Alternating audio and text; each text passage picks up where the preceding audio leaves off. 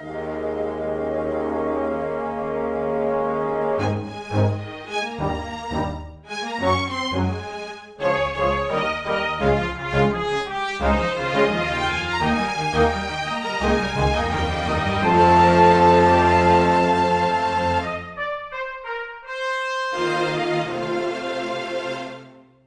everyone, and welcome to Weekly Manga Recap here on January the 22nd of 2020. I, for some reason, had difficulty reciting that line, which I say every single week. Hi, I'm Nick. This is Chris. Boom. That's me. Boom. I don't know why we're recording today, Nick. It feels like Why? today should be a national holiday. Just because you don't want to do anything? No, because Eli Manning has officially retired. Aww. And now, well, I should correct that. He has announced he will be retiring on Friday. The announcement that he's retiring is happening now. So it's not official, but it's official at this point. He has announced his intent to enter the procedure, which at the end of which will allow him to go through the process that will ensure that he is retired, unless he decides he's not retired at a later point. Because it's retiring from the NFL is weird. Anyway. Yeah, it's very strange. It's the teaser for the featurette for the trailer for the movie that had come out in 7 months. So I'm being bombarded by the Giants Twitter account and all the Giants NFL players I follow on Twitter about their favorite Eli memories, and it's Nick. I'm holding it together now. But I swear to God, if someone links as soon as it's Friday, if someone links me that video of Tom Coughlin being like, "It's not your fault, Eli. You think it's your fault. He's everything you want in the sun," and just be like, "No, not like this. Keep it together." Ian the Eli shows all the emotion he's ever shown in his entire life. Everything in that moment. It's like me stabbing my own leg. Like, no, I have to feel something besides sadness right now. Poor Eli couldn't get that third Super Bowl. He's never gonna. That was the one thing he had over his brother. And Payne had to just go and join the best a team with the best defense ever for that 1 year. We're in the wrong timeline, Nick. The legacy of Three Line never came true. I thought Dorfaniel would be the key to Three Line, but unfortunately not. Even if he had just wanted it as a backup after, I don't know, Daniel Jones exploded in ability or something like that. He's got a third ring. It counts. Yeah, exactly. They bring him in for one play during the Super Bowl against the Patriots. There you go, Eli. Where he throws some absurd, crazy catch to some side receiver of the Giants, and then it's the Giants' seventh receiver manages to catch it between his knees and hop into the end zone while holding it that way. They're like Armani Toomer, who's been retired for I think 10 years now, has come. And that's not even his name. He's come back out onto the field, and he's, I guess, a legal receiver for this play. Oh, wait, hang on. Yes, I see. Yes, he is signing the contract for the one play right now on the sidelines, and now he is declared ineligible, and the refs are waving it off. It's good. It counts. Sonoris Moss has returned to the Giants. Ramses Barton returning to the Giants after a very short NFL career. He's going long, and he bursts through the Patriots quarterback literally straight through his chest to catch the touchdown. My God. And I see, yes, he has been allowed to do his touchdown celebration, and now he is being arrested for second-degree murder. But the refs say the touchdown still stands. And the Patriots are disqualified. They don't have enough cornerbacks to continue fielding this game. But you know what? Fuck him. All right, now we're done talking about you referencing obscure former NFL players sounds like you're reciting chants from Dungeons and Dragons. There was one thread. So normally I generally use Reddit for one thing that should be kept private, but there was one saved link I had that was just a thread of various people making jokes about shitty Giants receivers throughout time, especially their draft picks. So it was just Sonoris Moss wants to know your location. Ramses Barton has entered the chat. A wild Jernal Jernigan has appeared. You're just oh God, we have so many terrible receivers. It was like 7 years of just garbage. Let's see. Riddell Anthony. That's a good obscure Bucks receiver for me to cite. There you go. He was only our number 3 receiver. So. Okay, we have got to talk about a lot of manga today, so we should just get to it. There are going to be a lot of chapters this week because there are 16 individual chapters we got to talk about. So there are going to be quite a few of these that I'm going to try and keep really short. There are a fair number of pretty simple chapters, and those are going to fly by. So let's just get to it. Manga recap portion begins with My Hero Academia, number 257. Pass it forward to whomever. So it's not an especially eventful chapter. It's a lot more, look at how far we've come. And honestly, it bothers me because I like the actual content of the chapter, but the context and knowing where it takes place really feels like we skipped a lot in order to get to this point, that we could have spent a lot of the last calendar year actually building up. There are some character things that are interesting, but really had not been established previously, that really could have been a lot more effective when they come up in this chapter. So we start off where we had ended the previous chapter, with All Might passing on the information that he had acquired about the past successors of One for All, giving them to Midoriya, and Bakugo is there too. They bring up that the Black Whip quirk comes from Lariat, a pretty not well-known hero who was not especially strong, but he had skill in, lassoing people with the Black Whip. And Bakugo makes a comment. He's like Slipknot, Nick. He can climb anything. I think that these bombs on our necks are a joke. Okay. It's like the 2 lines of characterization for Slipknot. What a badly executed movie. All right, so Deku kind of speaks up in support of the heroes that he's learning about. Bakugo is like, these are like nobodies. I have never heard of any of them, and they're probably really weak. And All Might makes the point of, look, all of these heroes came up in the day where, All for One was the most powerful person on Earth, where he was in control of basically everything. He would crush anyone that rose up against him. So there were these heroes that had One for All, and basically the best that they could do was just fight while they had it, and then make sure that they passed it on to someone else. He makes the note that they weren't really chosen ones. All they could do was receive the quirk and then entrust it to another, which is really cool and kind of makes me want to get a little bit more insight into like that age in this world where, villains reigned and heroes were just kind of this resistance force. But anyway.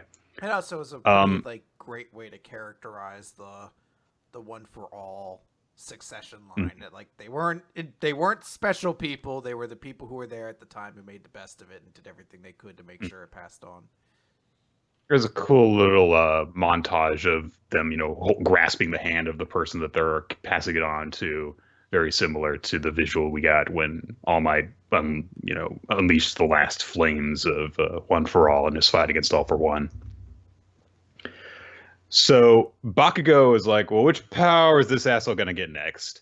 And All Might, for some reason, just says that he's going to get Float, his master's quirk.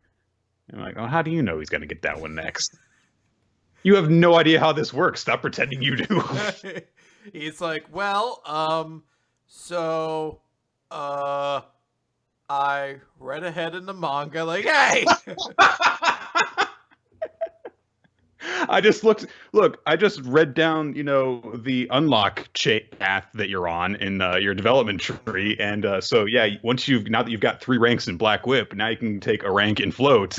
Yeah, it's sort of gated, though. You can't, after this, you could branch off and go any direction, but they kind of gate you that way. They want you to have the base abilities at the start. These are the fundamentals.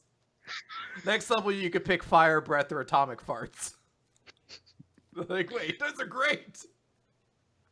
So Deku is like, oh, all right, Nana Shimura, I'm going to get that power. And Bakugo has a pretty silly reaction of like, ha, I can already fly by exploding, something underneath myself. You're catching up to me. And I love the way that he says it, which is, that means I'm ahead of you. QED. Like he's just made a logical argument as opposed to, fuck you, I can already fly. And they have like, I mean, I guess he's right. They have a pretty ridiculous argument. And All Might's, kind of like quietly just watching the two getting along in a really weird way, which is kind of sweet to see that this is where Deku and Bakugo are now, where Bakugo is, kind of settled into his Vegeta and role, where he's expressing all of this aggression towards his rival, but he's not gonna like fight him for no reason. So, then we get a celebration at the 1A dorms. Everyone's bringing food together. It feels like you guys had Christmas not too long ago. And I know that, like, yeah, you do that for like the end of year 2, but it's a little weird that, like, hey, we had a celebration where everyone's gathered here. We're having a celebration where everyone's gathered here. It's like, it's a little weird. But Deku kind of reflects, everyone reflects on the fact that their time as first years at UA is coming to a close. They're going to be second years basically the next time we see them. And Deku's like, wow, I actually came this far. I never thought that I would, have All Might as my master, or that Kacchan and I would actually be able to kind of get along. And I love that he's having all this thoughts, and then Tokoyami is sitting next to him, and he's like, hey, Midoriya, can you pass me the sauce? And Deku is like, I'm so blessed. Tokoyami's just like, the sauce, give me my the man, sauce. my boy. It is my favorite moment. It is my favorite moment in this chapter. The Deku's having this existential moment, and Tokoyami's like, give me the food that I just still waiting on that ponzu sauce, Deku. I'm really glad you feel blessed. You know what would make me feel blessed? Some motherfucking ponzu sauce right now. It is the most real moment.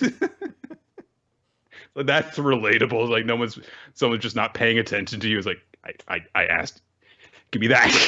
God damn it, give me the goddamn sauce. And Tokoyami probably just wants it so that he can, I don't know, coat hit one of his swords with it or something like that. The fucking dork. Anyway, we cut to outside where All Might is kind of sitting by himself. He's approached by Aizawa, and who makes the comment after All Might asks about Eri that he plans on training her starting this week. So, getting a little bit of hopefully utilizing her ability for good. All Might says to Aizawa after he's quieted in thought for a moment that he has decided to keep on living. And he says that he keeps on feeling as though he's got this powerless feeling inside of him, especially watching the students grow and learn. And he feels frustrated he can't do anything more for them. But Aizawa says, well, look, you were keeping everything, straight and good for decades. So now you're a normal person. Of course, you're going to feel shocked by that, but there's still plenty you can do for them. You can be here. And for a lot of people, that's all that they really need. So just be the same guy that you've always been, and that'll be a help. And All Might thinks about Sir Night-Eye on his deathbed, and he's like, yeah, thank you. And then they get down to business, and Aizawa says that he has a message from Tsukauchi saying he wants you to delay seeing Stain. Interesting. I do really like this little moment with All Might's, having that reality of like, I used to be Superman and now I'm just a guy. And we did get little hints of that very recently. Like there was the part where he showed up to teach Aizawa's class and he had like the cotton candy machine, and everyone was like, what the fuck are you doing, All Might? Like, you're being weird. Everyone kind of sees him a little differently now. And I feel like we could have had that, midlife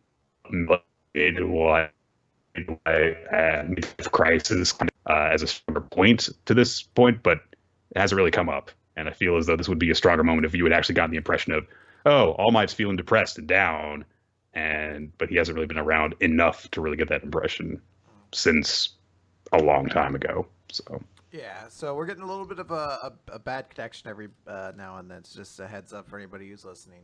But yeah, no, we saw it a couple weeks ago too, where he kind of had that moment of like acceptance as he watched Deku kind of going on without him, and he kind of had that moment of acceptance, like okay, Right.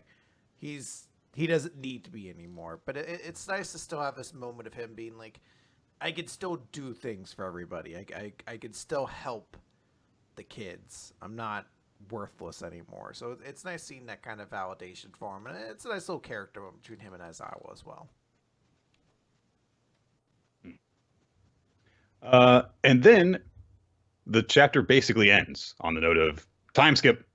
Uh, we get this, little collage of like the trees blooming as we go from winter into spring. And oddly enough, we see the doctor, Dr. Ujiko, just showing up at a hospital. Hmm. And there is a note from narration that at the end of March, heroes vanished from the city. So, okay. I mean, this seems to be another small clue to the idea that the doctor might have been the person to first tell Deku he didn't have a quirk. Hmm. Because now we're actually seeing that he does have an actual doctoring job Right. somewhere. So it's kind of unique. There also was that clue about like the hospital as well. So this seems to be something else to kind of key into it. The text is ominous, but at the same time, I still haven't completely like learned to trust my hero again with its ominous text.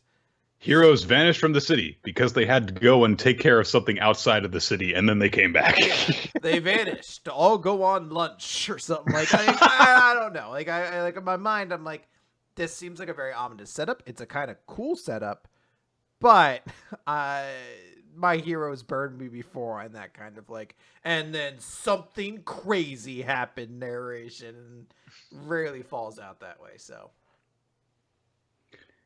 I've seen like people have, it's a relatively popular theory that because of the Ujiko connection to Deku, that and the fact that his dad's never around and stuff, that what if his father is all for one or something like that, or but having seen Rise of the Skywalker, I'm just like, can you not like can we do not that? make every hero in a story have to be the son of the most legendary figure of that world or one of its most central figures?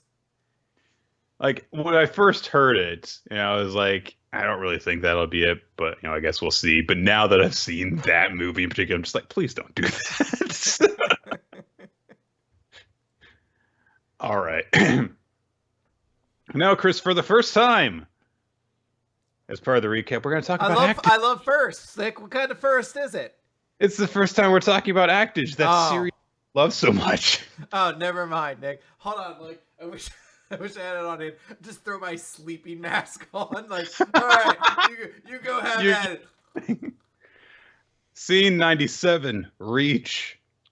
We are at the point in the play of Princess Ironfan where Kay needs to forgive everyone and quell the flames of the mountains, but her real life rage is kind of making that difficult for her because she's actually got to forgive that bitch who told her that she slept with her dad.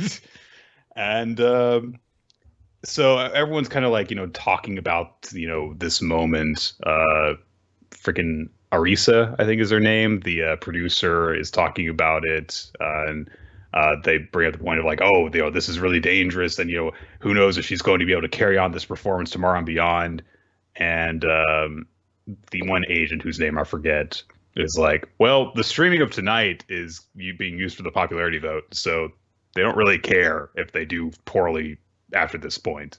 This is what really counts in terms of the popularity voting. Kurosawa is thinking like, this is like doping.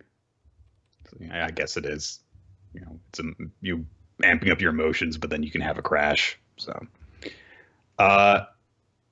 we get the moment where Wukong asks Princess Ironfan to quell the flames of the mountain, and everyone's like, "All right, we've got to reach K. We've got to, snap her out of this intense rage that she's in, because she's not even looking at the actor. She's just looking at their director with hatred in her eyes. Takemitsu manages to catch her attention a little bit by stamping his foot while in character, acting like he still wants to fight. And we get to this moment where they're just like, oh, come on, act with us. We're right here. And Kei snaps to reality. She, sees all of her fellow actors on stage. She sees the audience beyond them, and she realizes, oh, right, this isn't just all about me. This stage isn't just mine. They're waiting for me to quell the flames, for me to forgive her. Everyone's trying to reach me. So she steps past them, lifts up the fan, and says, very well. And she's agreed to quell the flames. But pretty much everyone watching this who has any knowledge of acting is watching her, and they're like, she's lost it. She's not acting. She's just reciting from the script like a robot. She's like a puppet now. And Chiyoko is really pissed off about this because she's like, no, I want to beat you at your best. Otherwise, there's no point. But Kei just thinks to herself, even if I can't act the part, even if it's a lie, even if I don't feel it, and then she lowers her eyes and lifts up the fan, and everything kind of fades to white around her. So, personally, I kind of hope that she doesn't have some big thing where she just, pulls it all together in a big moment of triumph, because it would be nice if Kei had, consequences to falling to this point. It wouldn't be her fucking fault. It would be her director's fault for pushing her like this.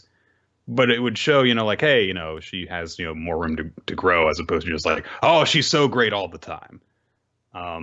And also she would have still put on a really good performance up to this point. It would just been a matter of like, she couldn't capture that last moment that was required of her because she was able to embody the rage, but she wasn't able to embody the forgiveness.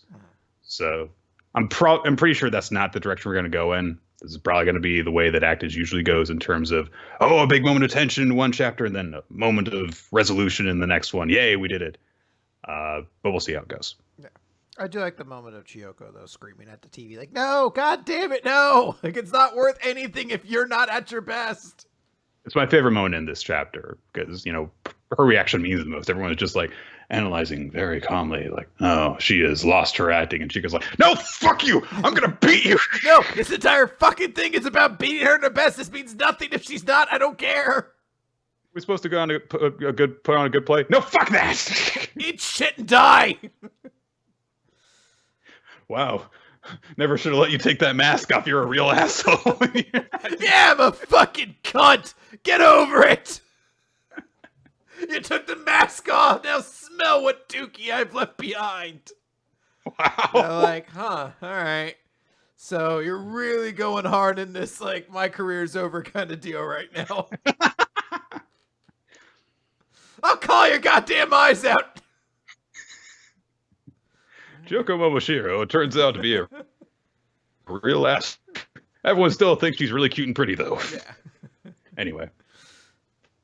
Eden Zero. We've got 2 chapters to talk about, Chris. Yeah, so let's talk Eden Zero, Chapter 77, The Winds That Bind. So last time, Rebecca was fighting Sylph, and Sylph captured her in a wind ball. And wind had stopped. Yeah, said, like, your wind has stopped. Rebecca tries to get out, but she can't. She tries to use her guns, but the bullets just ricochet around. She tries to use her leaper ability, and it can't work. It won't move at all. And she left behind the medicine that she had to bring. She's even cut off from everybody. But basically, Hermit's able to kind of get a connection across. It's like, hey, Rebecca's in trouble. Something happened to her. She was at this gate. Here are the coordinates. And there was medicine for Wise. It's actually a really awkward kind of moment because Shiki hears her distorted message, and you can tell that that's what she's trying to say. And then Hermit just says, hey, this is all that she was trying to say. It kind of sucks all the tension out of the moment. They're like, will they be able to find her? Well, yeah, Hermit just told them where to find her and all the information she tried to tell Shiki. So, yeah, yes. Essentially everything that needed to be gathered was expressed. We cut over to Sisters talking to Jiggle Girl. I can't remember her name. It doesn't matter. I don't really even know why this conversation happens, except to give a little bit more context to Drac and Joe, just to be like, oh, well, he doesn't steal anything that he doesn't need. He's not even really greedy. He just takes anything that's valuable with a reason to it. So maybe there's something about your ship that you don't realize. And then word of advice: don't Google Jiggle Girls, guys, with say search off. But the big reveal of all this is saying like, oh, well, they found out that there was something important on the ship after Drac and Joe talked to Noah, the guild leader of the Shooting Starlight Adventurers Guild. So we won't have the repeat of friendly guild master everyone loves. He's apparently a huge shithead. No. What we'll find out is that the real guild master is. Oh God, Dave, he's probably the fourth member of this stupid Elemental Four. So Shiki and everybody show up to where Rebecca disappeared. Sylph's there saying, "I won't let you escape." So Shiki uses gravity, and I guess gravity is away the wind. I'm not a science major, so I don't know if this makes any sense whatsoever. It sort of does, but it's a little bit difficult to kind of. I mean, yes, gravity will affect wind. Okay. It's a really weird thing to be like, oh yeah, wind is countered by gravity. It's a very odd thing to have to kind of reconcile in your brain. So, yeah.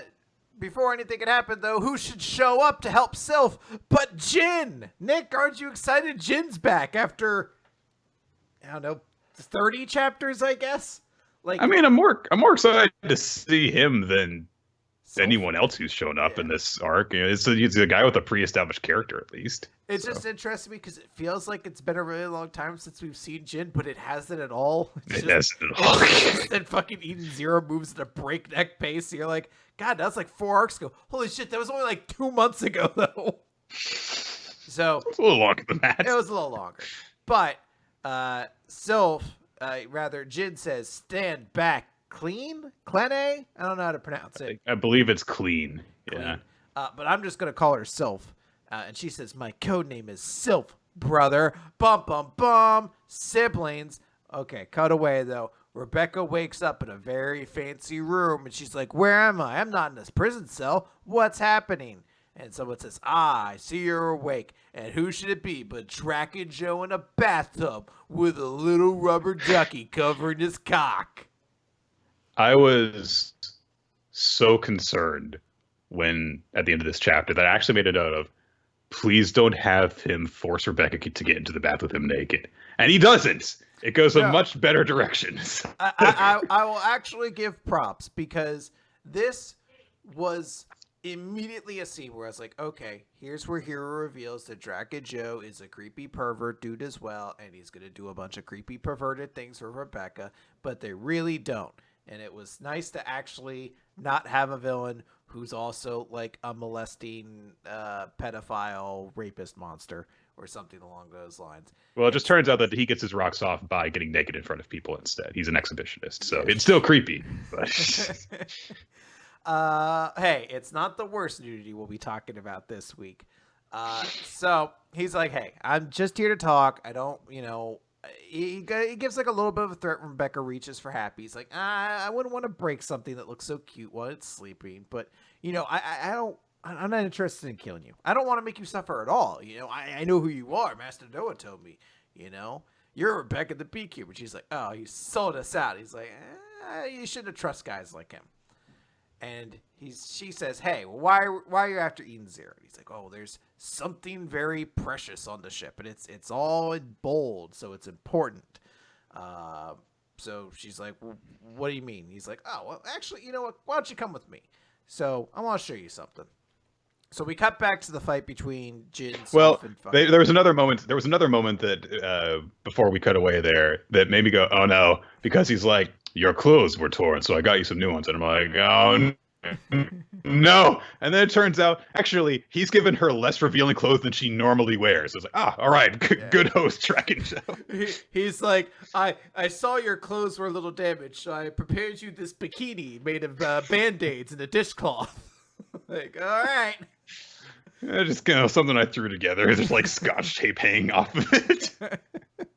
Just twine and a tube of toothpaste that's almost run out. Listen, I failed elementary school crafts, so I tried to make clothes. Turns out I'm not very good at it, so enjoy wearing this burlap sack that I cut holes in. I cut too many, though, unfortunately. So we cut back to Sylph and Rebecca, or Sylph and Jin, and that whole fight. Homura's gone off. She's taken the medicine for Wise and ran. So Jin's like, all right, you go after her. And she flies off. And Shiki tries to go after her, but Jin punches him to the ground. Says, no, you're going to be dealing with me. And Pino's like, are you one of the Elemental Four too? And he's like, no, there's already a wind person, and we can't double up. It's a rule. I have to have Earth-based powers if I want to be in the group at this point. Oh, watch me use my air powers to make rocks move. I'm an Earth guy now. I really want, I might as well be. I mean, the fire guy just shot bullets. Yeah, I really want a moment where Chandra from Magic the Gathering shows up, and she's like, can I join your villain group? They're like, sorry, I already have somebody who does fire things. So we're going to have to say no. She's like, really? Because I'm crazy powerful. He's like, yeah, but we already have a fire guy, so... You're going to have to wait in line, you know. When he dies, we'll get to appoint a new fire-based character into this villain squad. And I'm sorry to say, but Ruth Bader Ginsburg has been holding on to the fire member of the Elemental Four forever. So I don't know. I don't think you're taking it from her. Oh. So essentially, he's like, no, I'm just a mercenary. My job's just to act as her assistant. He kind of dodges the question when she asks, like, oh, does that mean you guys are family? She called you brother. He's like, that's none of your concern. Shut up. Yeah. She wasn't supposed to say that. But Shiki's trying to fight, but Jin's too fast. And he even does this big dodge and zip zip zip. I've hit you 1,000 times. And he explains that he's modified his body since last time. He's raised his power over 3 times what it was before, and he has overdrive. And we see all these I guess cybernetic parts of him kind of opening and expanding what looks like ether gear energy. Then we cut back to the ship. Rebecca is changed now. Drac and Joe takes her down a hallway, opens a door, and inside is the other B-Cuber, Labilia, and she's in chains, and she's blindfolded, and it looks like very clearly she's been tortured for a while. And Rebecca's like, why is she here? What happened to her? What'd you do to her? And he's like, oh, well, I punished her because she put you through a lot of pain, didn't she? It's a gift for me, on account of you joining my crew. She's like, what the Will you go out with me? She's like, what do you mean? He's like, I told you there was something very precious on the Eden Zero. And that something is you, Rebecca Bluegarden. Or should I say, number 29? Dun, dun, dun, dun, dun, dun. I don't really get it, but okay. I'm sure we'll find out. I'm a little annoyed, because I actually kind of liked a little bit of where this was going. I kind of like that Drac and Joe didn't fall into the normal cliches of a hero antagonist, but I don't know. I'm kind of tired of the idea of and the female character is someone really special, which is something this feels right now very close to Ellie from Rave Master, and even Lucy kind of had it too, where Lucy was the daughter of a very rich man, and nothing to the same extent, but going from another series before where you're like, I'm kind of right now in a place where I need to see where this goes, because my mind's like, are we just doing the same thing again? No, I get you. I personally ever thought that this was a lot more interesting than the stuff that we had gotten in this arc up to this point. Having a character that we actually are already familiar with show up to fight Shiki instead of having it be, your wind has stopped, girl. Who's the most interesting thing about her is the fact that she displays no emotions on her face, but she has a little implant in her head that shows smiley faces when she's happy, etc. It's very odd. But the stuff with Joe, I mean, I know that, there's the whole thing of oh, you are special, Rebecca. Yeah, it's that kind of thing. But the way that he acts and the way that he talks is the most interesting we've seen from a villain in Eden Zero to this point. So yeah, I'm still excited for where this arc is going. I'm just not excited about this particular reveal. I actually do kind of like that. What was special about Eden Zero wasn't the ship or the people or like the robots and anything like that. It was one of the crew and one of the people we already kind of knew. So I do like that. I'm hoping number 29 doesn't suggest, oh, Rebecca has been a lab produced person who has special powers in her or something like that. Well, no, see, that means that there are another at least 18 members of the lower ranked numbers, and then there are 10 who are the closest to Aizen, and and then after that, there's the arcane stage. That goes one step beyond. Oh my god. But once you get through we just got power levels in Samurai 8-2. And then you go one step beyond that, and you realize that was just the fake 29. Now you have to deal with the real number 29 ranks. The Erasion Bainties way. All right. Let's move on to Boruto, number 42, Regeneration. Big fight with Boro in this chapter. He is still pushing the team because he's just so strong and his regeneration is so strong that no matter what they do, he just immediately regenerates from it. That's what's going on throughout this chapter. At the same time, he's landing hits on the boys. There's a really weird moment to start where he releases what looks like a bunch of the virus, and they're like, "We're immune to that, though. It's fine." And then he blows it up. It's like, "Oh, there was gunpowder laced in there, too." Like, you fucking idiots. Well, I do like, too, the way he does it, too, where he throws a bunch of shurikens and, oh, God, what's his fucking name? Haircut. Kawagi. Like, tries to block it, and doing so, a shuriken brushes against it, creates a spark, which explodes all the gunpowder. It's like, it's a pretty clever move where he's just like, shurikens, and they're like, these things never work. And it's like, the one time a shuriken was really effective in an attack. It would have been better if I had just let the shuriken hit me, and it would have been nothing. So, finally, someone's weaponizing shurikens, not actually hitting anybody. Mitsuki and Boruto try to rush in. There's a cool bit where, like, literally Boruto just lets a Rasengan hit his arm and exploded it because he just then Boruto can follow up the attack. That's how fast the regeneration is. Sarada tries attacking from a distance, but she can't really do so because he uses this lava jutsu to melt her shuriken, and her shuriken don't set anything off to explode him, so nothing works.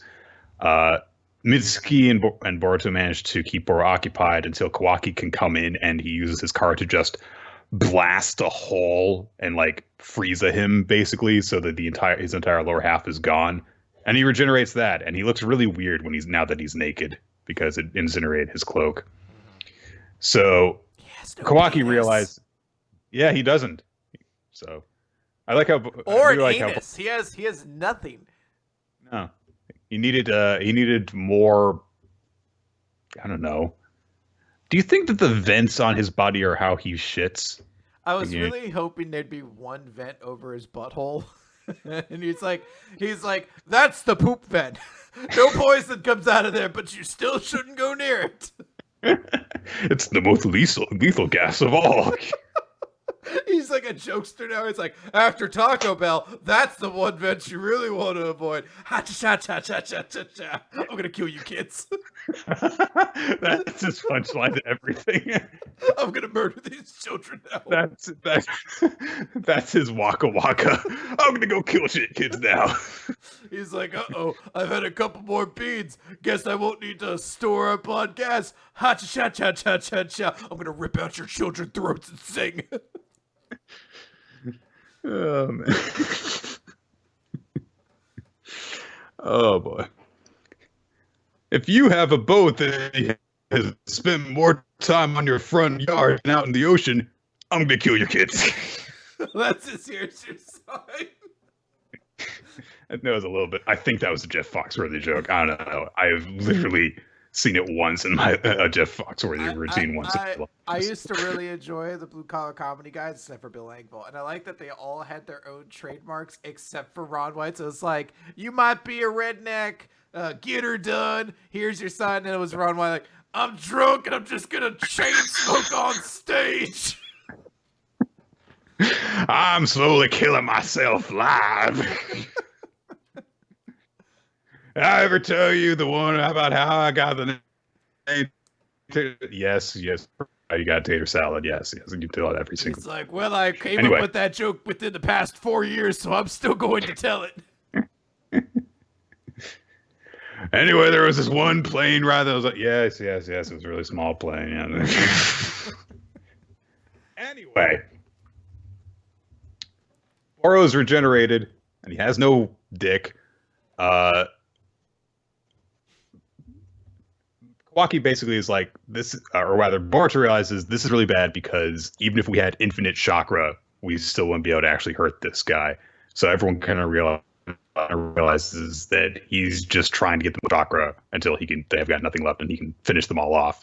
So Kawaki says to Boruto basically like, hey, I need you guys to buy me some time. And so they're like, all right. And they rush in and try to do stuff. We get a little bit of them trying to hold him down with various moves. While Kawaki's like, listen, Sarada, basically, do you read The Promised Neverland? Because you see, he can regenerate infinitely, but there's a core inside of him. Bad timing is all it was, like the regeneration, but there's a core inside of it thing. That's an old trope, but it's just that it's following up on another fight that we had in a different series recently where there was an infinitely regenerating enemy that they just needed to kind of wear down. While also there was a poison taking effect, a poison instead of a virus. So there's some parallels there. And essentially Kawaki just shares some of his knowledge of the way that the scientific ninja tools that Amato implants into people work. That the stronger that the tool is, the bigger the core that is implanted into the person needs to be. And he says it'd be at least the size of a heart somewhere inside of him. But Sarada points out, well, we've blown up literally all of this guy's body at one point or another. So why is it still regenerating then? And Kawaki's like, listen, there is a core inside of him. Trust me. You got to use your Sharingan in order to take it out. Anyway, we're going to go help out. And so he rushes in too. And things start to look really bad. Mitsuki gets taken out. Boruto is like running out of chakra. Sarada is able to analyze the way that Boro is moving and that he's making hand signs, but seemingly nothing happens. And she realizes that is how he actually moves the core inside of his own body, is that he makes the hand sign in order to do that. And so over the course of several pages, she realizes where it is, that it's located basically over his hip. And so she's like, okay, I've got to go after this, but I can't use Fireball or Phoenix Blossom or anything like that. I can't use other things that he'll just counter because I can't do anything that'll blow up the gas. But there's got to be something I've got to do that I can do faster than he can weave signs, because if he realizes what I'm up to, then he'll just move it.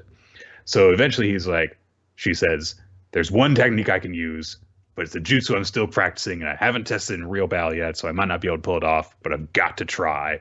And so she rushes in and summons Chidori and manages to seemingly land a blow on Boro with it right over where the core is. And that's where the chapter ends. So, how'd you like the chapter, Chris? I love this chapter. I thought this was a great chapter. The action's great. All the characters are getting big moments to shine. There's a small touch I really like that kind of emphasizes Sarada, where she sees what I forget his name, which is an unfortunate part. The bad guy, Boro. Boro. Where she mentions she sees what his technique is, and she's like, okay, no fire or lightning jutsu, because that'll just enable him to do his exploding technique. And later we see Mitsuki not pick up on that and use a lightning technique and get blown away by an explosion. It's kind of just a small moment to kind of show how analytical Sarada kind of is and how kind of quick she is as a leader.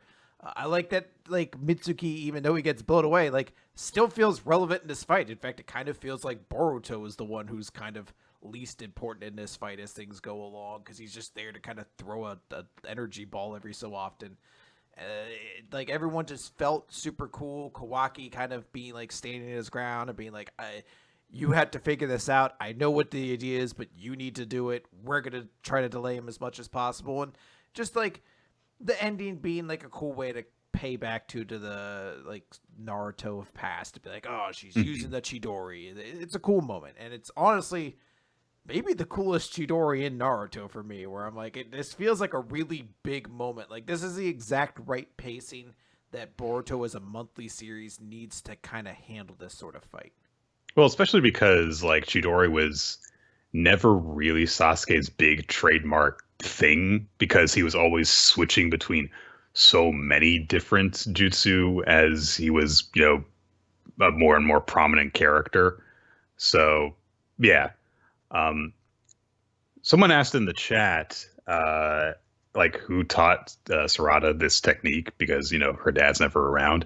And there's a detail that I didn't realize until this read through of it as we were talking about it, that she triggers her Sharingan in between charging at Boro and actually summoning Chidori, which means that she copied it. So that's a cool little thing. It's like, oh, right. That's what the Sharingan was supposed to do. Just copy stuff. And it also makes sense why, she's like, I haven't really tested it yet because no one's actually taught her how to use it. She's just using a copy. So. Yeah, it's super satisfying. Hopefully this is kind of the end to the Boro fight because this has been like the right kind of pacing for it. But I'll be honest, this was the most exciting I think Boruto has kind of ever been for me, where I was like, I'm super into this. I want to keep following these kids on this adventure. Yeah, I really like this chapter.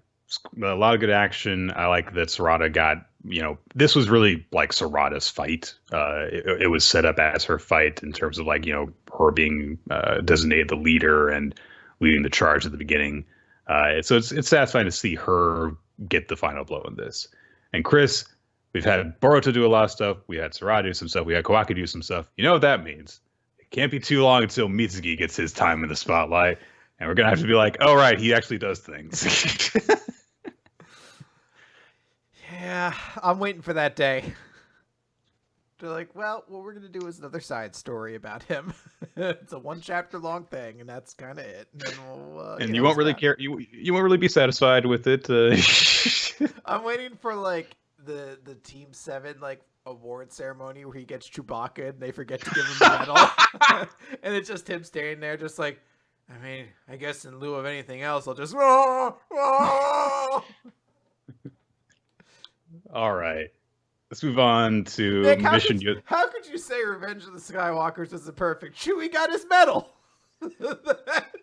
When I first posted about that movie, and I had all those negative things to say about it, I then followed up with a list of positive things. One of which was justice for Chewbacca. So yeah, the fact that he got a medal was one of the best things in that movie. So. I really wish somewhere there was a checklist of things that people were like, well, we didn't explain these things in the first Star Wars, so we got to do them now. And you don't, JJ. And one of the big ones on there, like underlined a couple times, Chewbacca medal. Like, okay. I think the world would have been okay if we didn't make Chewbacca get a medal, but you do you, I guess. Oh, man. All right. Mission Yozakura Family, Mission 20, Spying on a Spy. Chris, I didn't like this at all. I really did not. I'll be honest, Nick, this is the chapter to divorce yourself from this series. It might have to be. Because this is not a good sign. It's not, no. It's a weird pullback from last week. It is. Where we thought like, oh, it's time for things to get more serious. Tayo's going to need to actually do stuff. We're going to have, an ongoing story. And jokes about Tayo getting trussed up over fire, and he basically decides that in order to redeem himself, because everyone's like, "Oh, you're ruining, the reputation of the family because you got your ass kicked by these government agents."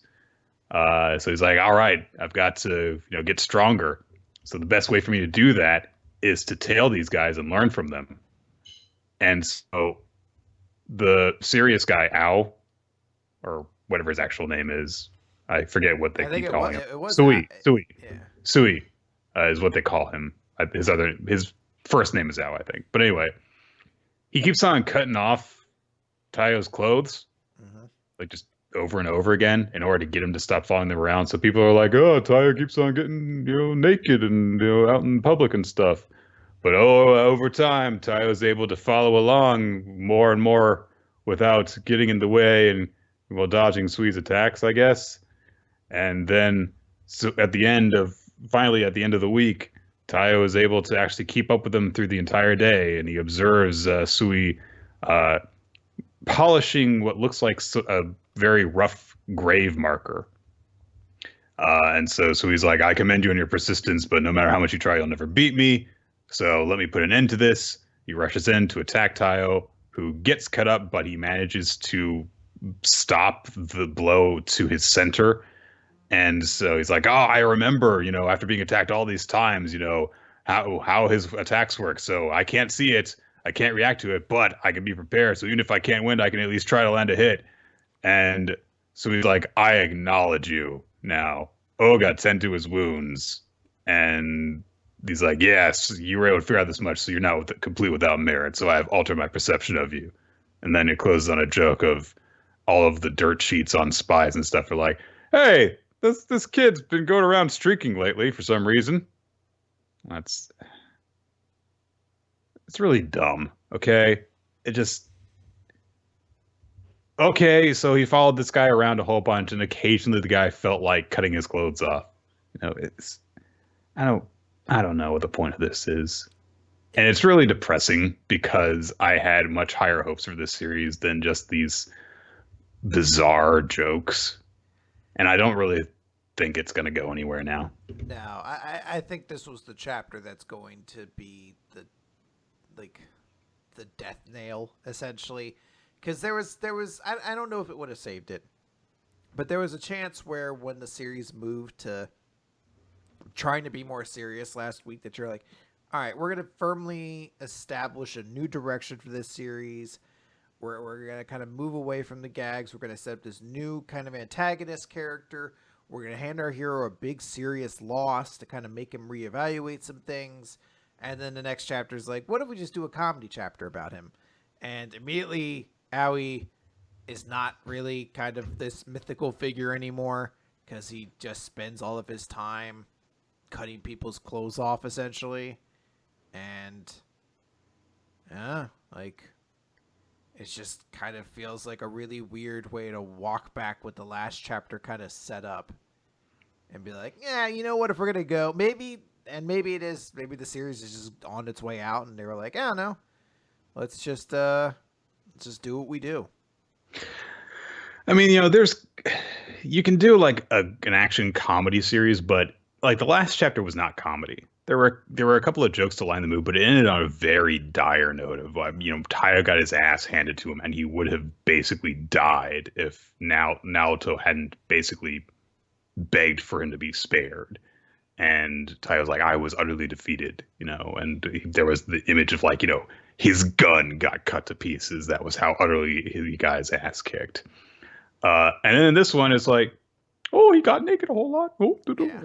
If you're gonna follow up on that with the joke, shouldn't the setup have been more humorous too? And so the only other option then is that this chapter is supposed to feel triumphant because he had a setback in the previous chapter, and then he's supposed to have a triumph in this one. But the impact of that is really dulled by all the jokey jokes in this, and it's the same joke over and over and over again. He gets his clothes cut off. If it were a series of different jokes, then I might feel a little different about this. If it felt fresh all the way through, but it's just tiring to get through this, and it's not a very long chapter. No. Yeah, I think this is a chapter where I put it behind me. I'm sure we'll keep reading it until it ends, but I think this was its last Last chance. hurrah. I don't even want to say Not even last hurrah. hurrah. No, hurrah implies a good thing happened. Yeah, this was just the last one I give a fuck about, I guess. We'll say this about Samurai 8 as we go on into that. It's not good for the most part, but there's something weird to talk about in like every single chapter. So, Oh right, that's what happens this week. I had to sit there. It's like, what happened this week? And I got like halfway through, and I was like, oh yeah. uh, so a lot actually happens in this chapter. So we open up with Send the Silent approaching everyone and being like, they've arrived at a judgment for you guys. As we begin with chapter 34, license download. And he says, you will all be in my custody and you will assist me with my mission.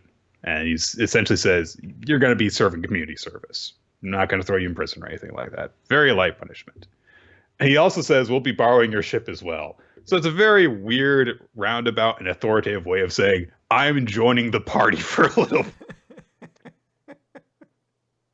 And so Sanda says, well, what's going to happen with me? Because he was expecting, even the beginning of this chapter, is like, you guys were tricked into coming here. You'll get off a lot lighter than me. And Sen's like, yeah, you're coming with us. So this is his community service too. So they're all kind of shocked by this, but they move on from pretty quickly. Hachimaru brings up, hey, I've got to do all this important stuff to save the galaxy. And Sen's like, well, our goals are aligned right now then. You know, my mission is to find Hanaichi, a warrior known as the Cat Samurai. It's definitely metaphorical and not literal. And his young samurai pupil, who is said to have a box key, and capture them both. Now, let us board your ship. We must leave at once. Then we cut away to this Saturn-looking planet. We see a cloaked figure say, I'm heading out. Another cloaked figure says, hurry. And then we cut over to a little girl who says, well, stars have a lifespan and they explode when they die. And it will engulf us all as it does. It'll light up and look like stars in the night sky. I'll become a twinkling star too. And her mom is like, what does that have to do with you? Just go to school like you're supposed to. Actually, I should say, I don't know if this is a girl or a boy. You never know with, the hairstyles in this series. A child says this. Mm-hmm. So they're like, just go to, their mom's like, go to school. And they're like, but aren't we going to explode and die? What's the point? Like me when I was, I don't think I was like 7 when I decided to start acting like this. I think I was like 17 maybe. The true weirdness of this conversation isn't revealed for another couple of pages. But anyway, their teacher is like, you're talking about like really distant stars somewhere else. The lifespan of a star is millions, hundreds of millions of times as long as yours. And the kid's like, what if it happens today? It is a girl. Okay. I should have known from the eyelashes. That's how you tell. Except when it's a very effeminate boy. When it's a joke. Because manga tropes are weird. Anyway. So the mom's like, she won't stop talking about this. And the girl's like, buy me a spaceship. Okay. Because she wants to get away from the star explosion. Then we get a montage of like life happening on the planet. Kids playing in the street, a wedding happening, people just talking and having coffee and stuff. And then the cloaked figure approaches the girl and says, I found you. Then we cut away to Ata, who says, fire, and cubes of destruction launch out of his ship and blow up the planet that this is happening on. So we get the Death Star moment, basically, of, oh my god, they just blew up a planet.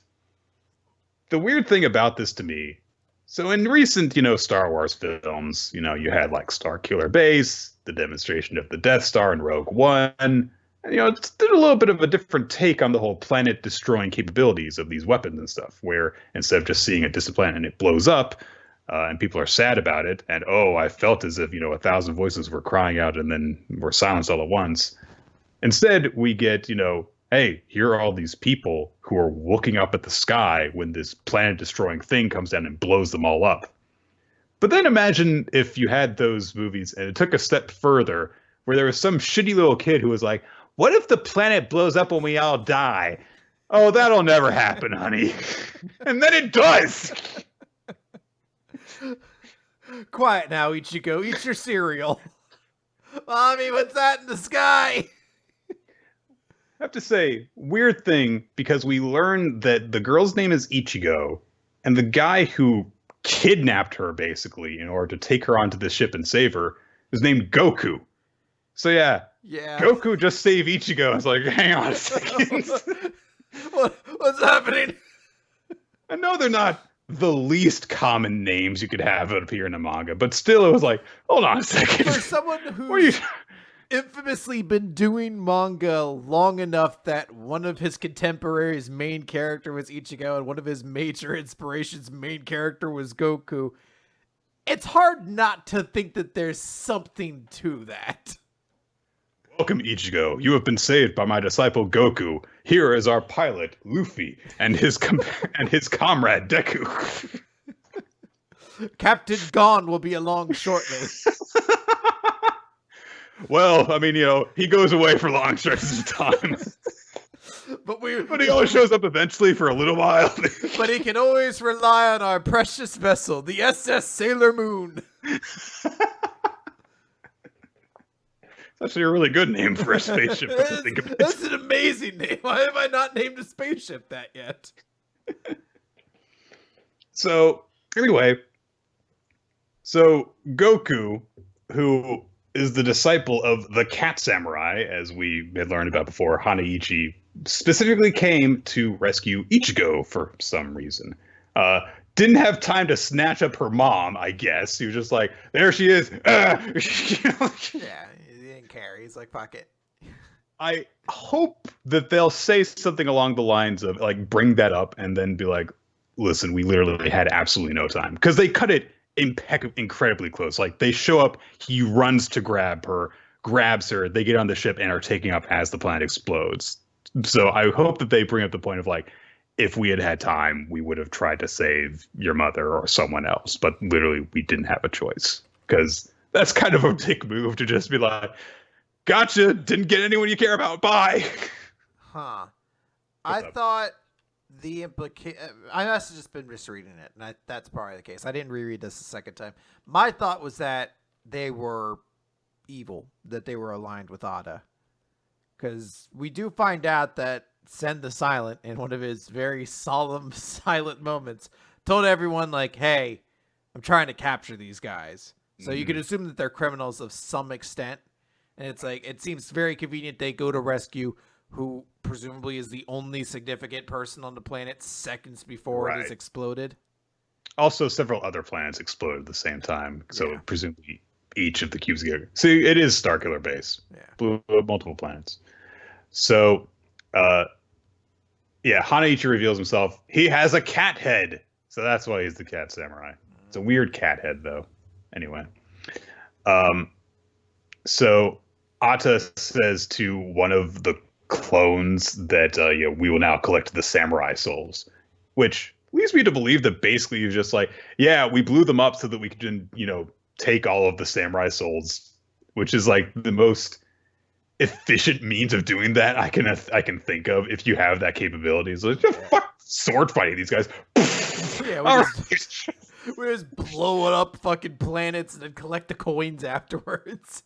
This is really ramping up like the danger levels. It's, again, to make the Star Wars comparison, people had the thing of like, Starkiller Base is just a bigger Death Star, and there's like, we've got to escalate that further. All these Star Destroyers have planet destroy capabilities. It's like, you have to just keep on ramping up the threat level. So in this story about samurai fighting each other, Death Stars. Don't worry, the Space Dragon will shoot its missile Rubik's Cubes at you and blow up your whole galaxy. So, I don't know, it's just another thing to keep track of. Everyone is on Dharma's ship when we cut over to Hachimaru's group. Dharma is still hibernating, so Hachimaru says that, oh yeah, I was told that if I download the Kongo Yasha style license from him, I'll be able to detect the location of the people who can open the box. So, I need to download this patch. I forgot this chapter does this.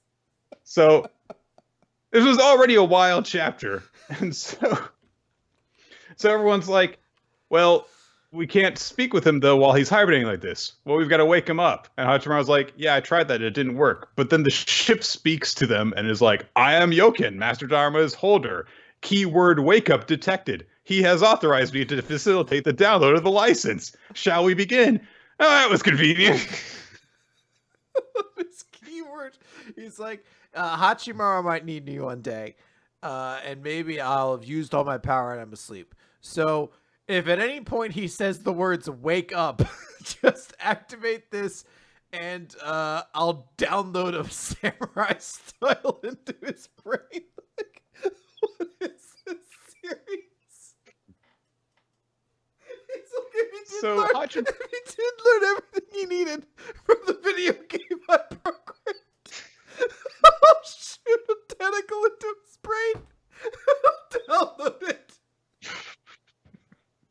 Hachimaru, you have mastered this version of the game, but you need to download the update for the next process in your training. There's a patch. We're balancing a couple things. We're trying to buff you up. Also, this has corrected that bug with the cat people, so now you won't see their weird human hands.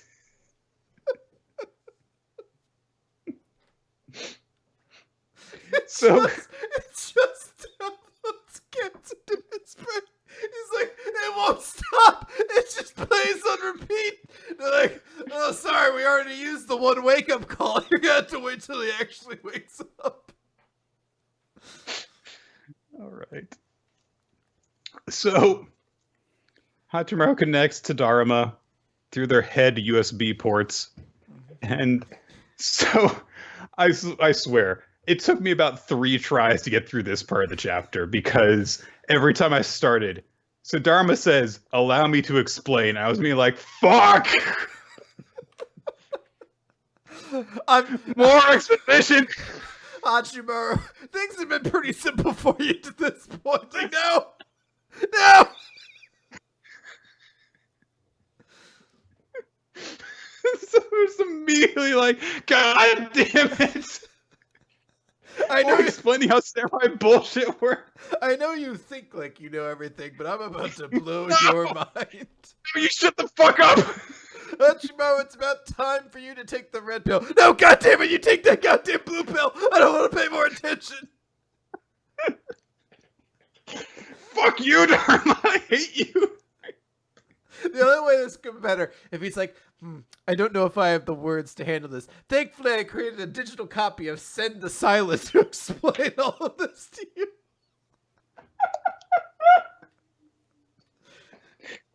Oh, God.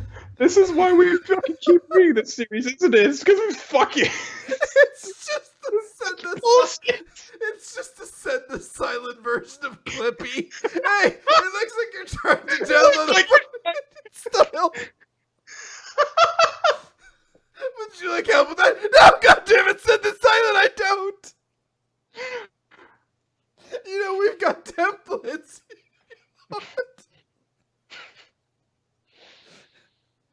Alright, we've got so many chapters to talk about, so we can get through this. Alright, Fuck all of them! None of them are as good as this!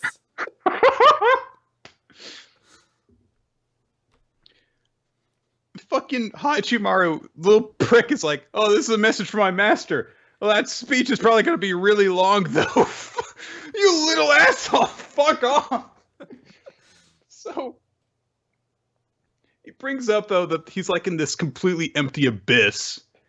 And so the key holder's like, well, Master Dharma said, just close your eyes, practice Zen meditation, and it shall come into view. So he does that, and a fucking progress bar comes up. This is the moment that broke me. I lost my shit when the big moment. It's just like a fucking computer Philip bar shows up, and he's like, this kind of sucks. You remember, like, So I'm a spider, so what? When we read that, and there were all the, diagrams and stuff of, like, hey, here is what are all the statistics because it's, an RPG style thing. But at least with that, it was like, okay, here it is, and get used to seeing it throughout the entire series. This one's come while this series has been published for the past 8 months, and all of a sudden, just like, here's the download bar. Here are your statistics. If you'd like level up statistics for you to be a master samurai, Hachimaru. See, you gotta go through training. Base Hachimaru, he's kind of so-so. But if you would like to use your premium jewels, you can try to open Holiday Hachimaru, and he's like an SS unit, so that's a big upgrade. And if you get another Hachimaru, you can combine them, but don't do it before you've leveled them both up to their maximum potential in order to get their maximum to unlock. You're gonna want some dupes. It's like, oh, come on, gold Hachimaru, bring, fuck, copper Hachimaru. Somewhere out there, Jeff is listening to this podcast. He just spent $30 on a gacha game that doesn't exist. He's like, God damn it, I've got to do my dailies for this Hachimaru simulator. Hey, it looks like you need some help with your dailies. No, goddamn, don't send the clipping. Only scrubs use the Sen trainer. Dailies.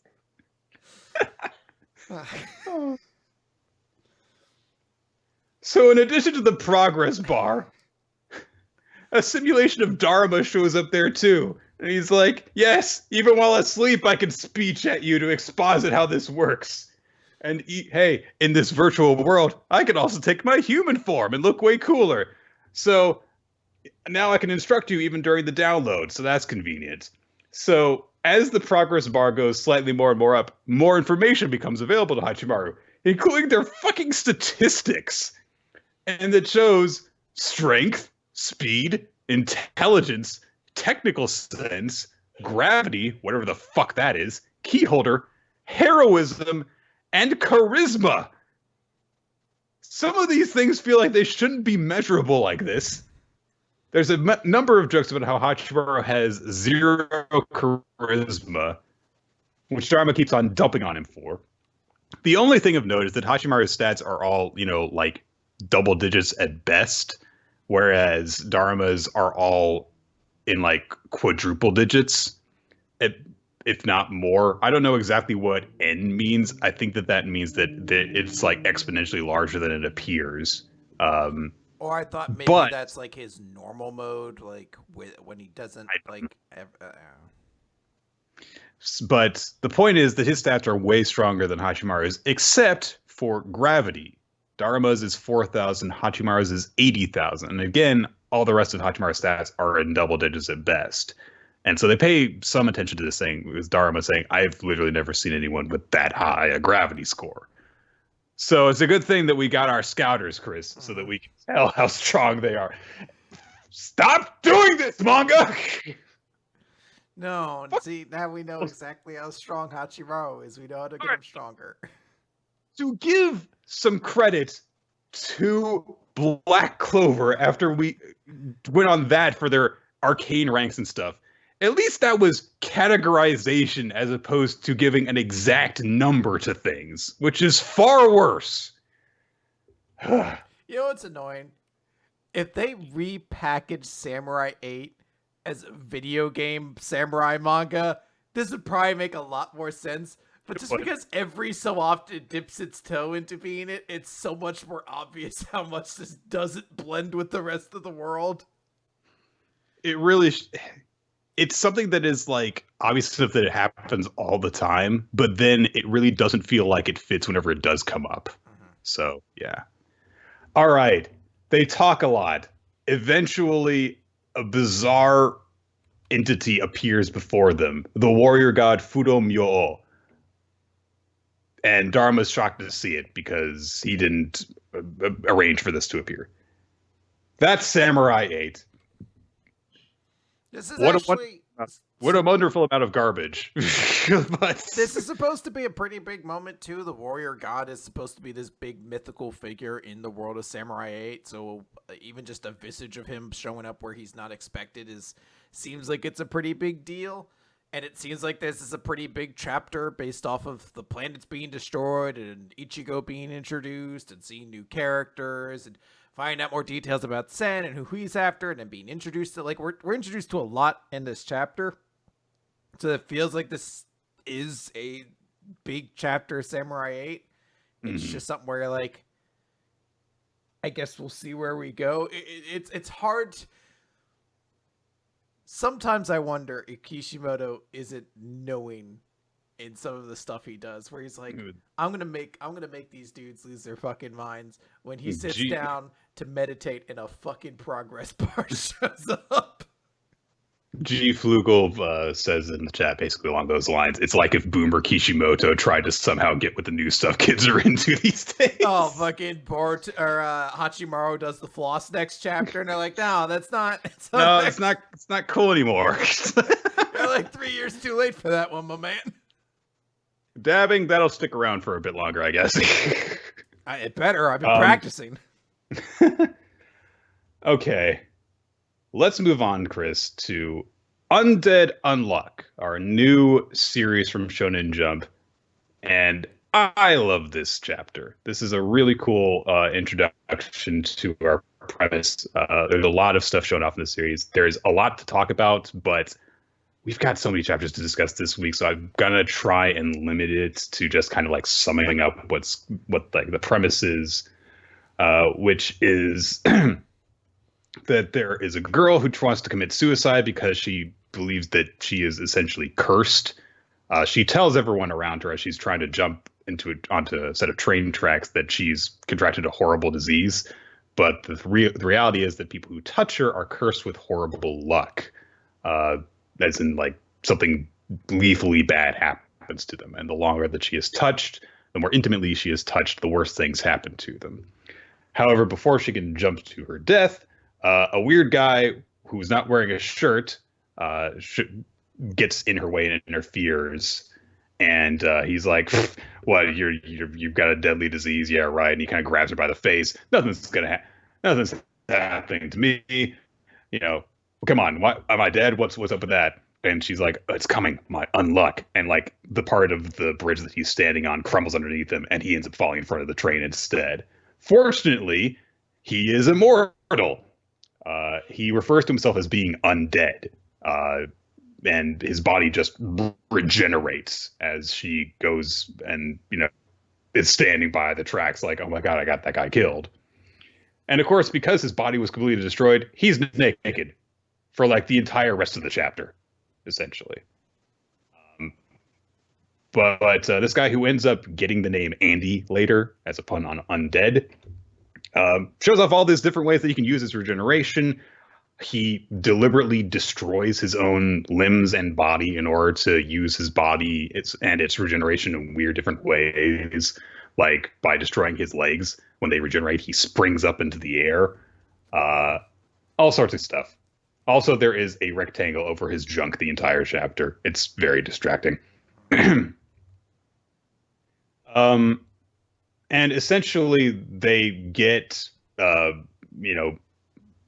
the middle part of the chapter, they get to know each other a bit because Andy is curious about how her power works. And since he's immortal, he doesn't have any, consequences to worry about.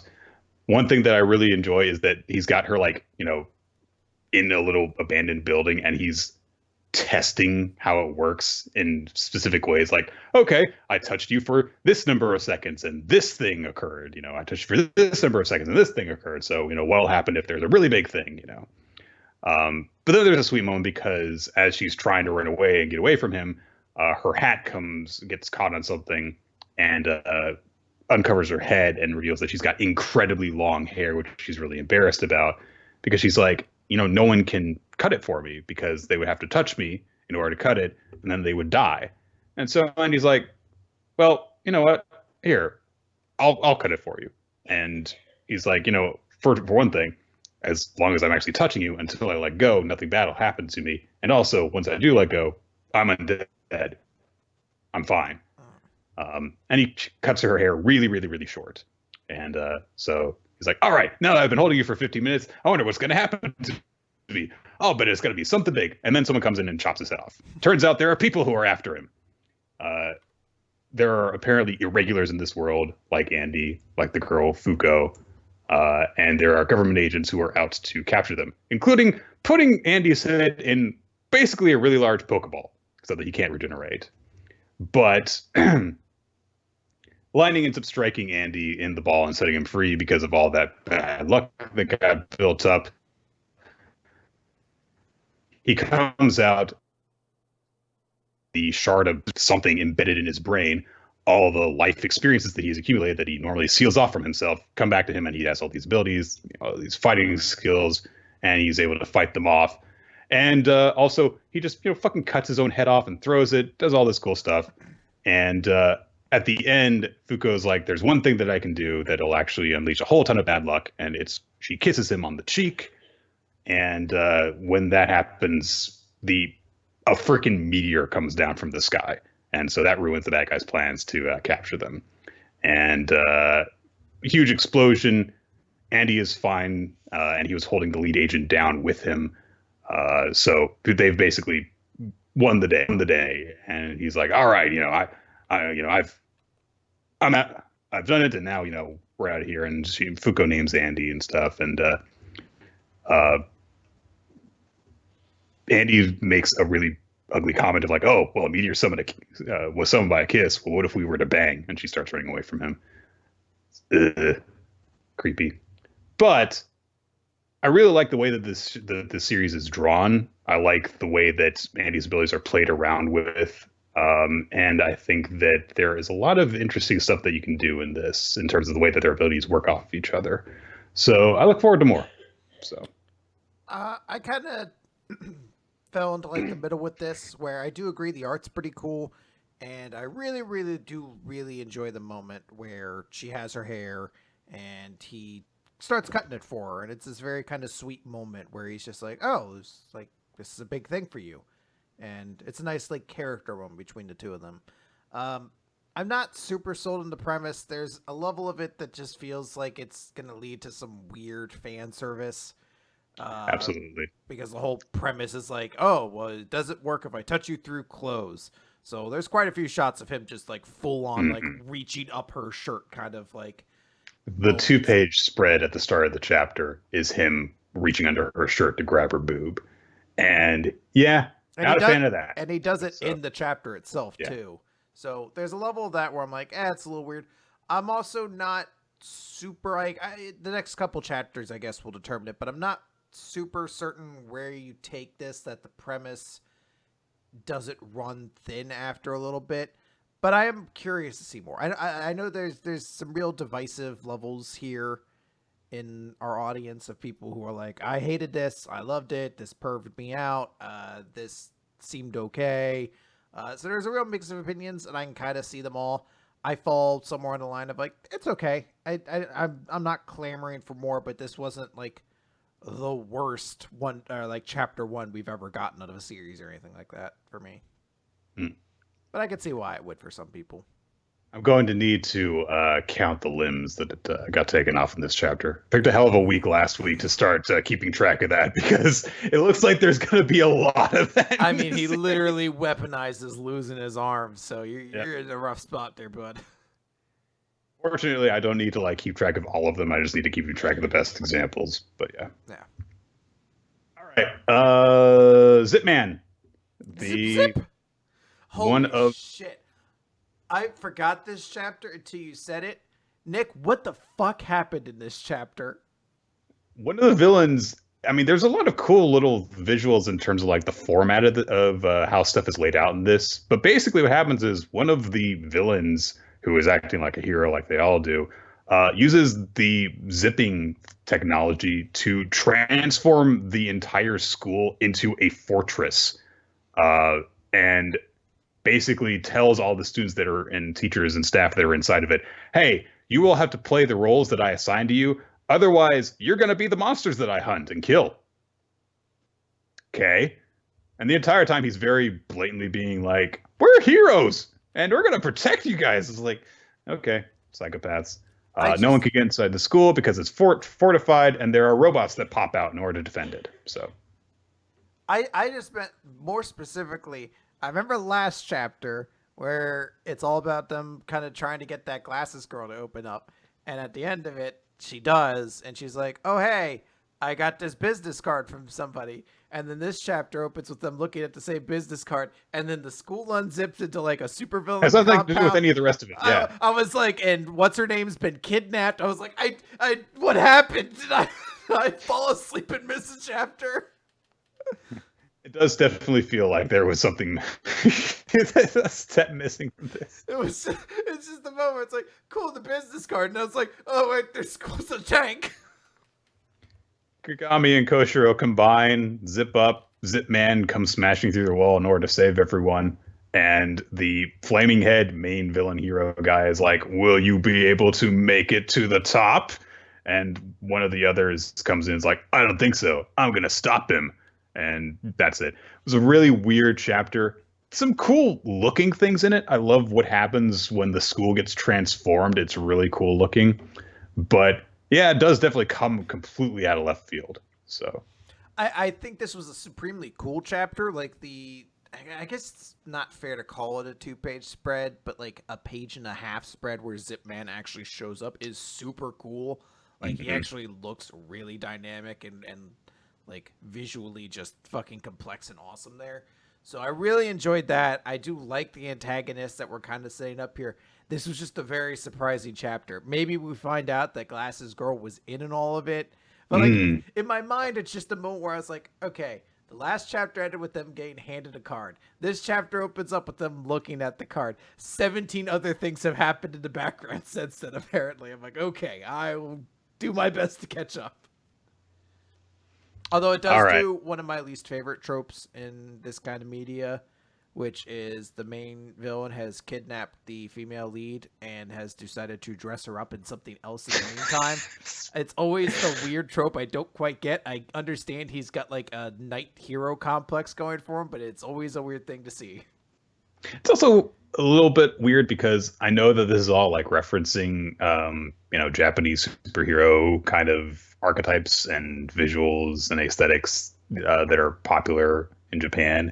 And I'm like, who is he supposed to be with the flaming head? Because I recognize the design. I'm just like, who is he supposed to be? We never learn. All right, Nick. We never learn. Where is the question? Title page. I don't see it. Page 1, bottom. Oh, question sorry. I'm sorry. There was a fucking. I forgot. There's the blank page. It just says "We never learn" on it, and I was like, "Is that the start?" Sorry. Question 143. The ephemeral mermaid princess sprinkles into the promised pizza bet. Jesus.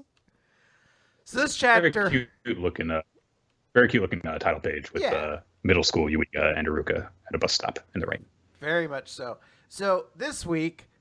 Nothing happens for 80% of this chapter. Uega's sick. He's stupid fan service. Yeah. A scene happens where Kirisu tries to bring in groceries. I'm still not entirely sure what happens. He's on Asumi's lap. Kirisu's bag of groceries explode. And we can already see from that angle that she's falling, and her butt height, which, yes, is a factor in this, is already lower than Uega's head is, but somehow she still stumbles backwards and falls and sandwiches him. I don't understand how it happens, but it did. It looks like, if anything, her head should knock against Uega's head from the angle that she's falling at. And yeah, I guess she manages to like get her feet underneath her enough to stop her from falling over, but not enough to stop herself from completely just stumbling on top of him ass first. Yeah. There's a moment, though, where Aruka is helping him, and she's like, hey, I just want to take care of you because I care about you. And she's like, oh, wait, no, I don't mean it that way. And then she's like, oh, wait, no, I guess I kind of do mean it that way. Anyway, just let me take care of you for now.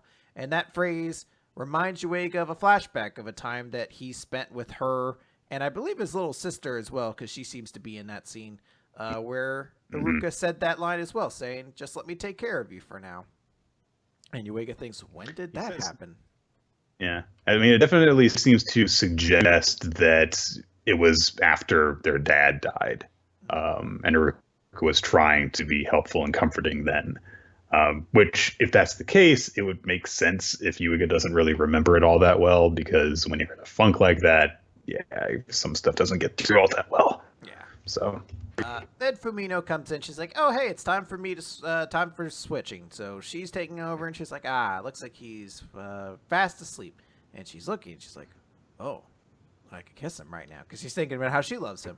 And she's like, "No, I think about him all the time. When I wake up, I'm thinking about him. When I eat, when I laugh, when I fall asleep, every time I'm thinking about him. But I can't. I have to get rid of these feelings because I don't want to hurt Iruka and Ogata. So I shouldn't do that." And then Yuiga reaches out and grabs her hand and says, "Iruka." And that triggers something in Fumino where she can't resist anymore. And she leans in to kiss him, even as she's telling herself, "No, stop, what are you doing?" And in that moment, Ogata and Iruka open the door and see what's happening. So, yeah. And Iruka is shocked at what she sees because she drops the water that she was carrying. So I guess we're kind of handling everything right now, Nick. Looks like it.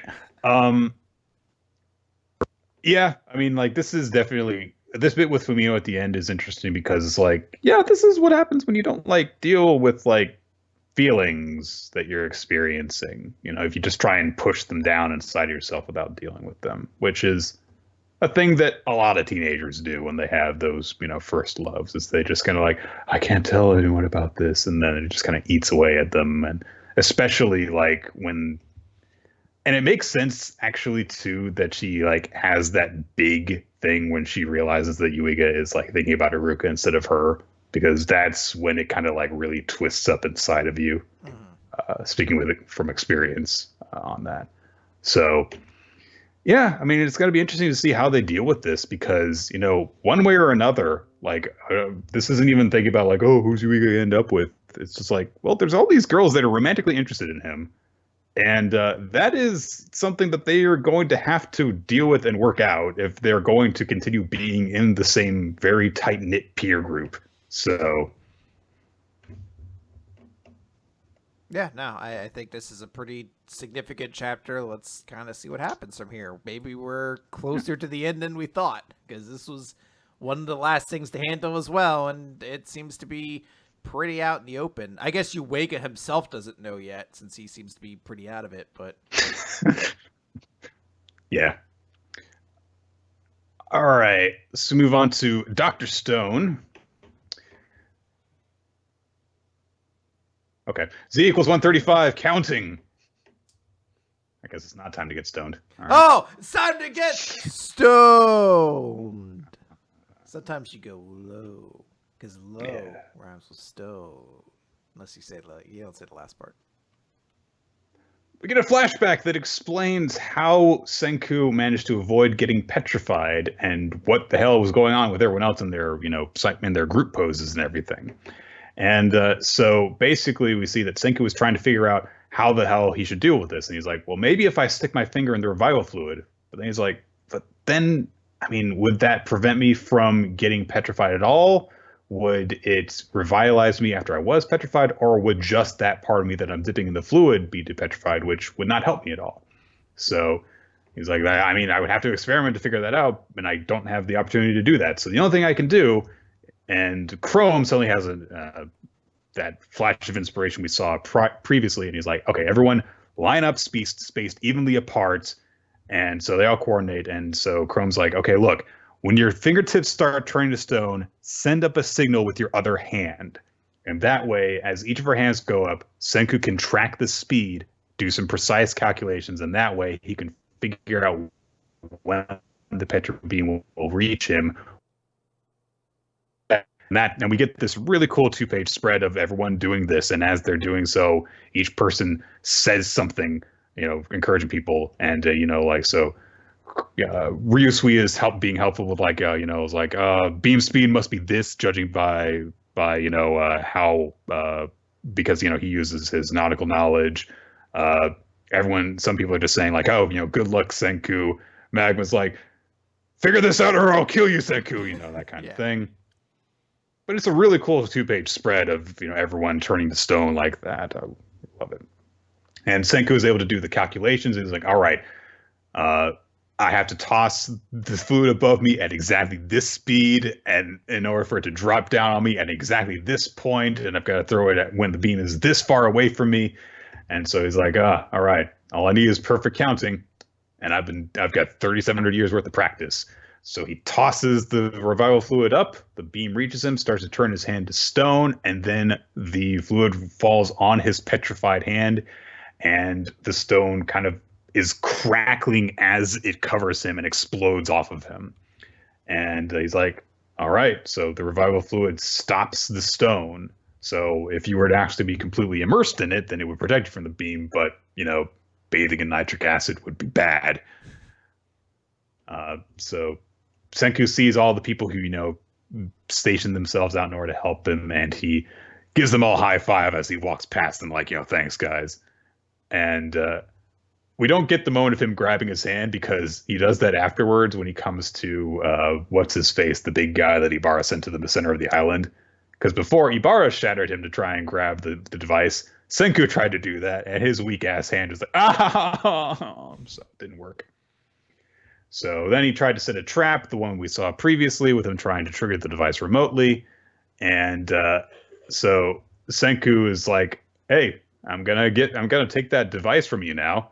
And Ibarra tries to grab it, and he's like, by the way, I forgot to mention, while I was waiting around, I took the liberty of crafting some cutting-edge tech, the likes of which Google and Toyota were once eager to create themselves. It's the rebirth of the self-driving car. And we get a self-driving AI acquired thing that comes up. And then Senku jumps on a wire, which pulls a lever, which takes off the emergency brake and triggers the vehicle to go forward. And it charges ahead, and the narration changes to, well, except not really, as it runs over Ibarra's. It's so cool. This was a super great moment. This was a very exciting chapter to read. I love just seeing all the various characters in that because I was like, I knew we were gonna get something when it came down to all the characters staying there with their arms up. I was like, there's gonna be something to that, and it's going to be a cool moment, and it was. And we got a cool moment with Senku here, and there's a part of me that's like, we're not. I don't think we're done yet, because it's worth noting Senku just backed up into a door into the lab open. So I wouldn't be shocked if Ibarra climbs into the lab. Jumped inside of it to avoid getting run over, yeah. Or just he's going to get something to fight back. I think there's more to this encounter than just this. And that's kind of where Inagaki's at his best when he does these big back and forths. Yeah, we'll see how it goes. I mean, it's down to entirely one-on-one at this point. And, unless it turns out that somebody was hiding in the ocean, like how Yo had fallen out of the boat or something like that. But yeah, I guess we'll see. It definitely does seem to be a thing of oh, he got him, and then like you say, it could definitely reveal that Ibarra was not run the fuck over by this car. All right, let's move on to Chainsaw Man. Chapter 54, To Go to Enoshima. So, Chris, last time you said you didn't really care about the brothers who said that they were immortal. This chapter reveals that it's not just going to be all about them. There's a whole bunch of people gunning for Denji, and some of them much more interesting than those guys. Don't worry, there's 3 more villains for you to not like. No, they're okay. Yeah. We open with probably the most interesting ones because there is a devil hunter and her apprentice named Toka, and they go hunting, and Toka shoots an arrow into a fox and kills it, and she says, "Do you feel like you took a life?" He's like, "No, I don't." So they skin the fox. "Do you feel like you took a life?" And he says, "No, not especially." Then they cook it and eat it, and she says, "Do you feel like you took the?" "No, I don't feel like I took a life." And so she says, "This current job isn't a devil hunter job. It is to kill this 16-year-old boy." And Toga says, "Sure, I can do that." And they're like, look, she says, look, we're going to do what we did to this fox to a 16-year-old boy. We are going to kill him and carve out his heart. And that's our job. And Toka says, I can kill. The powers that be made a promise. Once this job is over, you can stop being a devil hunter. You only have half a year left to live, and I want you to live the rest of your life in peace. So it's a cool little short little story to establish who they are and what their relationship is. Then we cut to China, and there is a girl surrounded by a bunch of other girls who are devils, and they're all varying degrees of weird and off-putting. One of them has brain matter hanging out of her head and an eye hanging out of its socket, and she keeps on screaming Halloween over and over and over again. So Chuan Ji, is approached by someone with a message saying, hey, you're to go to Japan and capture this guy. This is going to be a really dangerous job. So the general says, we'll grant you any request to the best of our ability. And so she asks all of her girls what they want, and they just kind of say nonsense, except for one who looks like a corpse with her mouth stitched shut. And she says, well, give my girls human rights and a basic education. And the soldier says, we'll look into it if you succeed. Then we got over to Makima, who says that, the kind of stuff that they're looking to be up against shortly, because there are all these hunters that are going to be coming to Japan, gunning for Denji. But she says that the one they need to watch out for is Germany's Santa Claus. And there's a guy walking with her who says, do you think he'll come? And she says, well, there are rumors he died of old age, but if he uses devils on us, it's all over. So we should pray he's been called to the pearly gates. We cut over to Germany, where there is a nice-looking cathedral. A guy with a winter hat approaches a guy sitting on a bench, and he says, Christmas has come a little early. Who is getting the presents? Fucking stupid code words. The punchline is that this guy wants children, one to fuck, and the others to use for missions. So, ew. And then finally we cut over to Denji, who is still depressed about not getting to go on vacation with Makima. Although, admittedly, he is, questioning, like, why does everyone want my heart? Who is Pochita? And why can't I go on a trip with Makima? And Aki comes in and just fucking sits on him while he's lying there all depressed. And he says, it's not like you'll ever have assassins after you for the rest of your life. If we deal with every assassin who comes for you this time, the other side will start to play the waiting game too. And then we can go on the trip. Makima never said the trip was canceled. It's only postponed. And Denji's like, oh, okay. So if I just kill them all, it's Enoshima, here we come. I do love that motivation is enough for him. He's like, all right, I just have to kill the assassins, and then we can go on our big date. It's very adorable. So this chapter sort of sets us up that we're in, I don't know what you call this, but it's the type of essentially like situation. I don't know if you ever saw the movie Smoking Aces when you were younger. No.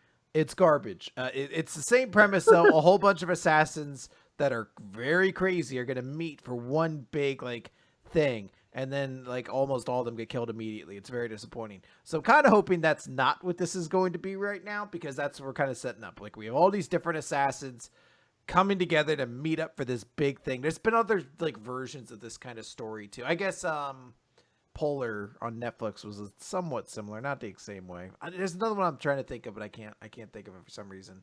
So I'm excited to see if this one lives up to it. It's cool that we have all these different kinds of assassins, and that all three that were introduced in this chapter are way more interesting than the brothers introduced last chapter. We are immortal. I'm like, I can't wait to see what Santa Claus does. I can't wait to see anything he does. Oh, I'm the guy who sat there being like, more Forever Man and Teen Titans, more Forever Man, and then he does nothing, gets beaten. So I'm like, yeah, let's see what Santa Claus does. Forever Man. Yeah, the fucking old guy. Remember when they have like the League of Evil or the Legion of Evil, whatever they called it in the final season with the brain. Forever Man was like the old guy who's lived through every war as a Master General, and he never gets his own episode, and then they just kind of beat him. I was like, that was such a fucking cool premise, and they don't do anything with it. Yeah, when he was like, Sun Tzu was one of my best students. Yeah. Oh, such a great character. Can't believe that. That's weird. Anyway, yeah. Everyone's like, don't let this old guy get his peanuts. Let's move on to Seven Deadly Sins. Oh, do we have to, Nick? Having such Yes. fun. Chapter 339, A Taste of Chaos. So the cat that they met a really long time ago was actually evil. Yep. That's a monster. That's the whole big reveal here. It's Kath Palug, a monstrous cat who has always wanted the power of chaos for itself. So he lost a battle trying to get it before and was sealed away by the goddess. I actually looked up Cath Palug. Uh-huh. So apparently it is a Welsh legend, and there are some French tales that use the legend of Cath Palug as a thing that fought King Arthur, and in some legends, it killed Arthur. Okay. So we're playing into that now. Pretty cool. It has a fight with Arthur, essentially. Arthur asks, like, hey, what am I to you? And Cath Palug's like, nothing. You're a fucking meal. All I want is to eat you. That's it. So I'm not very good at this whole, like, tricking you thing. Yeah. So Arthur just kind of summons a sword, and probably the only really cool moment of the chapter, he creates a sword that like is summoned by a bunch of like doves and bats flying together and becoming like the blade itself. It's a very cool visual, and he's like, I'd love to see it animated. Yeah, he's like, the holy sword has returned to my side, and then he basically slashes Kaith in half and it scatters away like a fucking Dragon Ball after you've made a wish. So I don't know if he's dead or not. There's a giant. He has the cool hero line where Kath is like, "I just want to eat you and kill you," and Arthur's like, "I'm glad that you said that because it means I can strike you down without hesitation." So yeah, it's a cool thing. Yeah, there's a little bit of coolness there. I guess the only other thing that's significant before this that I kind of skipped over, I don't know. I guess we did learn that the lake kind of identifies by a bunch of different names. Merlin specifically calls it Saint, though. Yes. So, Merlin is worried because Arthur passes out afterwards, and she's like, oh no, he's in danger. And Elizabeth's like, we should bring him to Leona's quickly. And Merlin's like, not gonna happen. I've been using you guys for too long. I can no longer associate with you, and I don't want to mix you up in my selfish whims anymore. So thank you for everything. And Elizabeth tries to stop her. Merlin snaps her fingers, and the chaos world kind of starts to disappear, and you presume that she's like sending them away right now. And she says, this is how it should be, a path I chose myself. My master Arthur, I will protect you if it costs me my life. There are a couple of parts in this chapter, especially in the opening few pages, where it looks like it's a little bit incomplete, like there wasn't enough time to put the shading in on the characters and stuff. So I wonder if there are a couple of visuals that would become clearer if they were more complete. This is a kind of an odd chapter, but it seems as though this is setting up for like there are more entities like Cath Palug out there who are trying to get Arthur and get the power of chaos, and that's what we're going to be dealing with. But yeah, I really feel like our Seven Deadly Sins is a series you can enjoy on a much different level if you know a lot more about Arthurian legends, because it's never been a thing I've been super interested in. So yeah, if you hadn't mentioned the Cath Palug thing, I'd have been like, oh, is there anything like Cat Safe, the shittiest member of Final Fantasy VII's roster?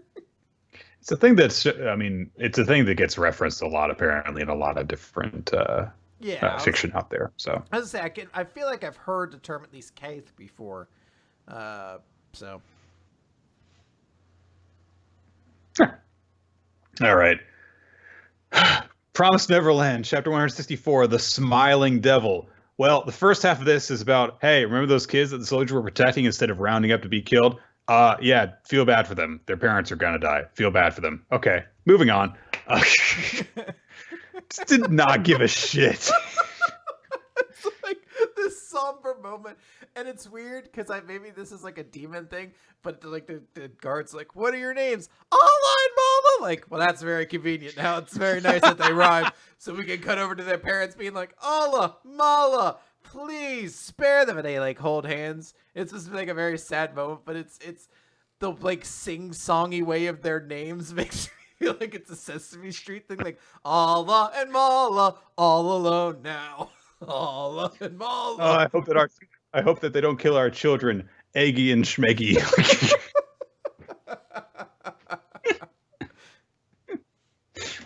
So, anyway, Sanju and Mujiga are tied up. A few days pass, and Ratri gets a report saying, like, the disposal of those who received the evil blood has been completed as you ordered, sir.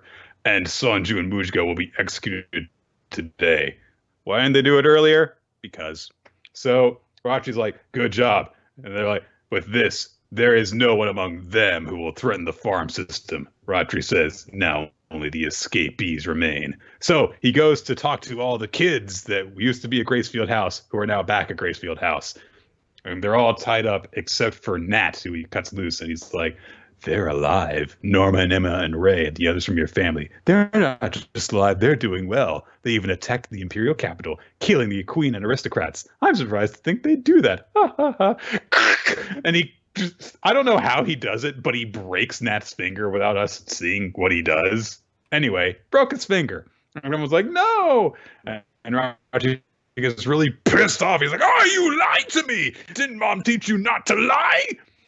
Nat tries to put on a tough face for everyone in between cries of pain, being like, I'm okay, guys. I'm fine. And he's like, no, don't try to be brave. And he steps on his hand. He's like, you have to hate me, so I'm beating up a child. And now I'm going to make... And he's basically torturing for information, trying to determine if Emma will make a new promise. If so, what kind of promise? And then when this isn't working, he cuts another one of the kids loose. And no, he's got Jemima at knife point. Not Jemima. Jemima, all those memories we had with her of like...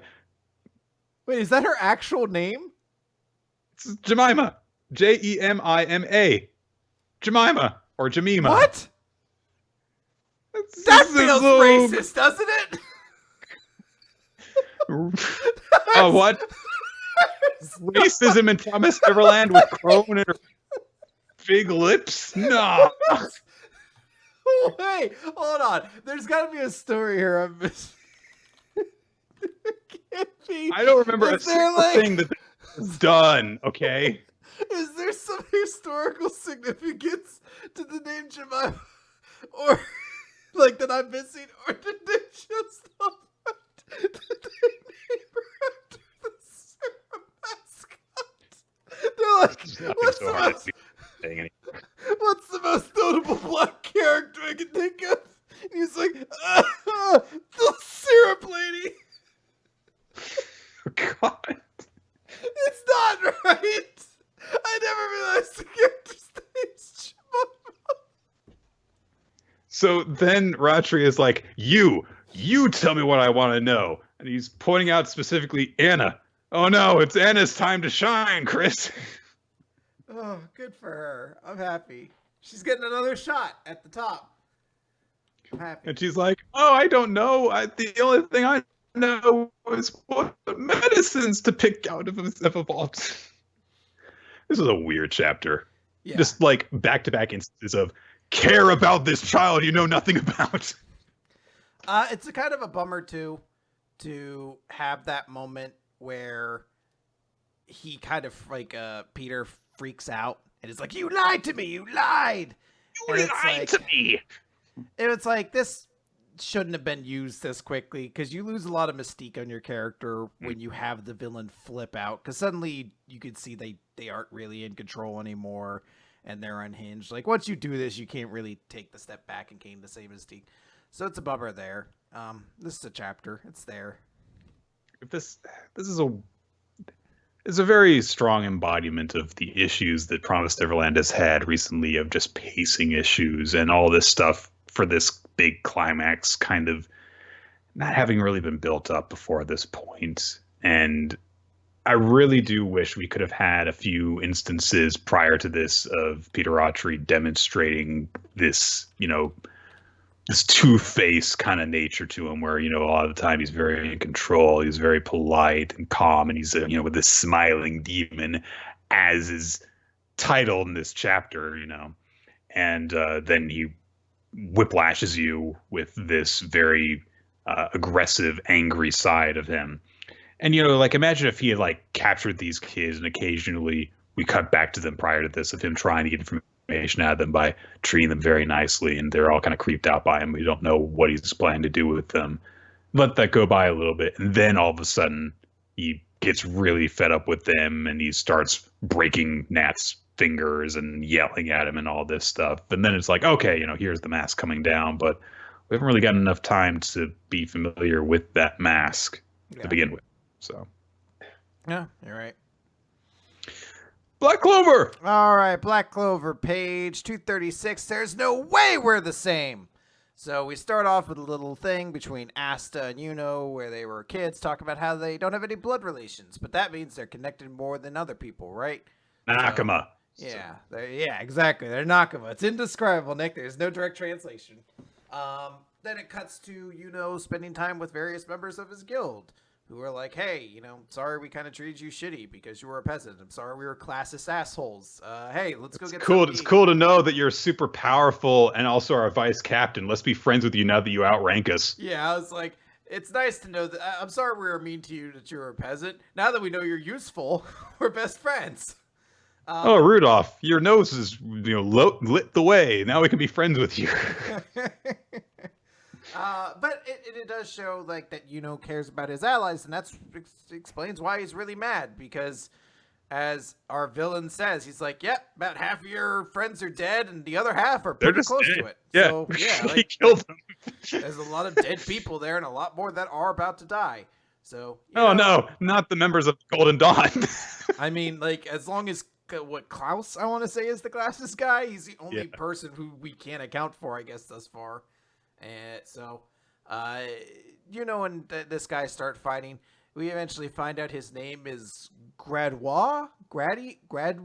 I don't know what to call it, so I'm going to call him Big Daddy Gaddy. So that's what I'm calling him from here on forward. And he's just like, aha! He's not even trying to block my attack. He's rescuing all the other ones who ain't dead yet and then blocking the attack. And he's thinking about there's an arcane stage going up against the master right now. So he's really excited. He's like, it's cool. It's cool to know there's a 0 stage here besides the captain. This is so cool. And they have a big fight.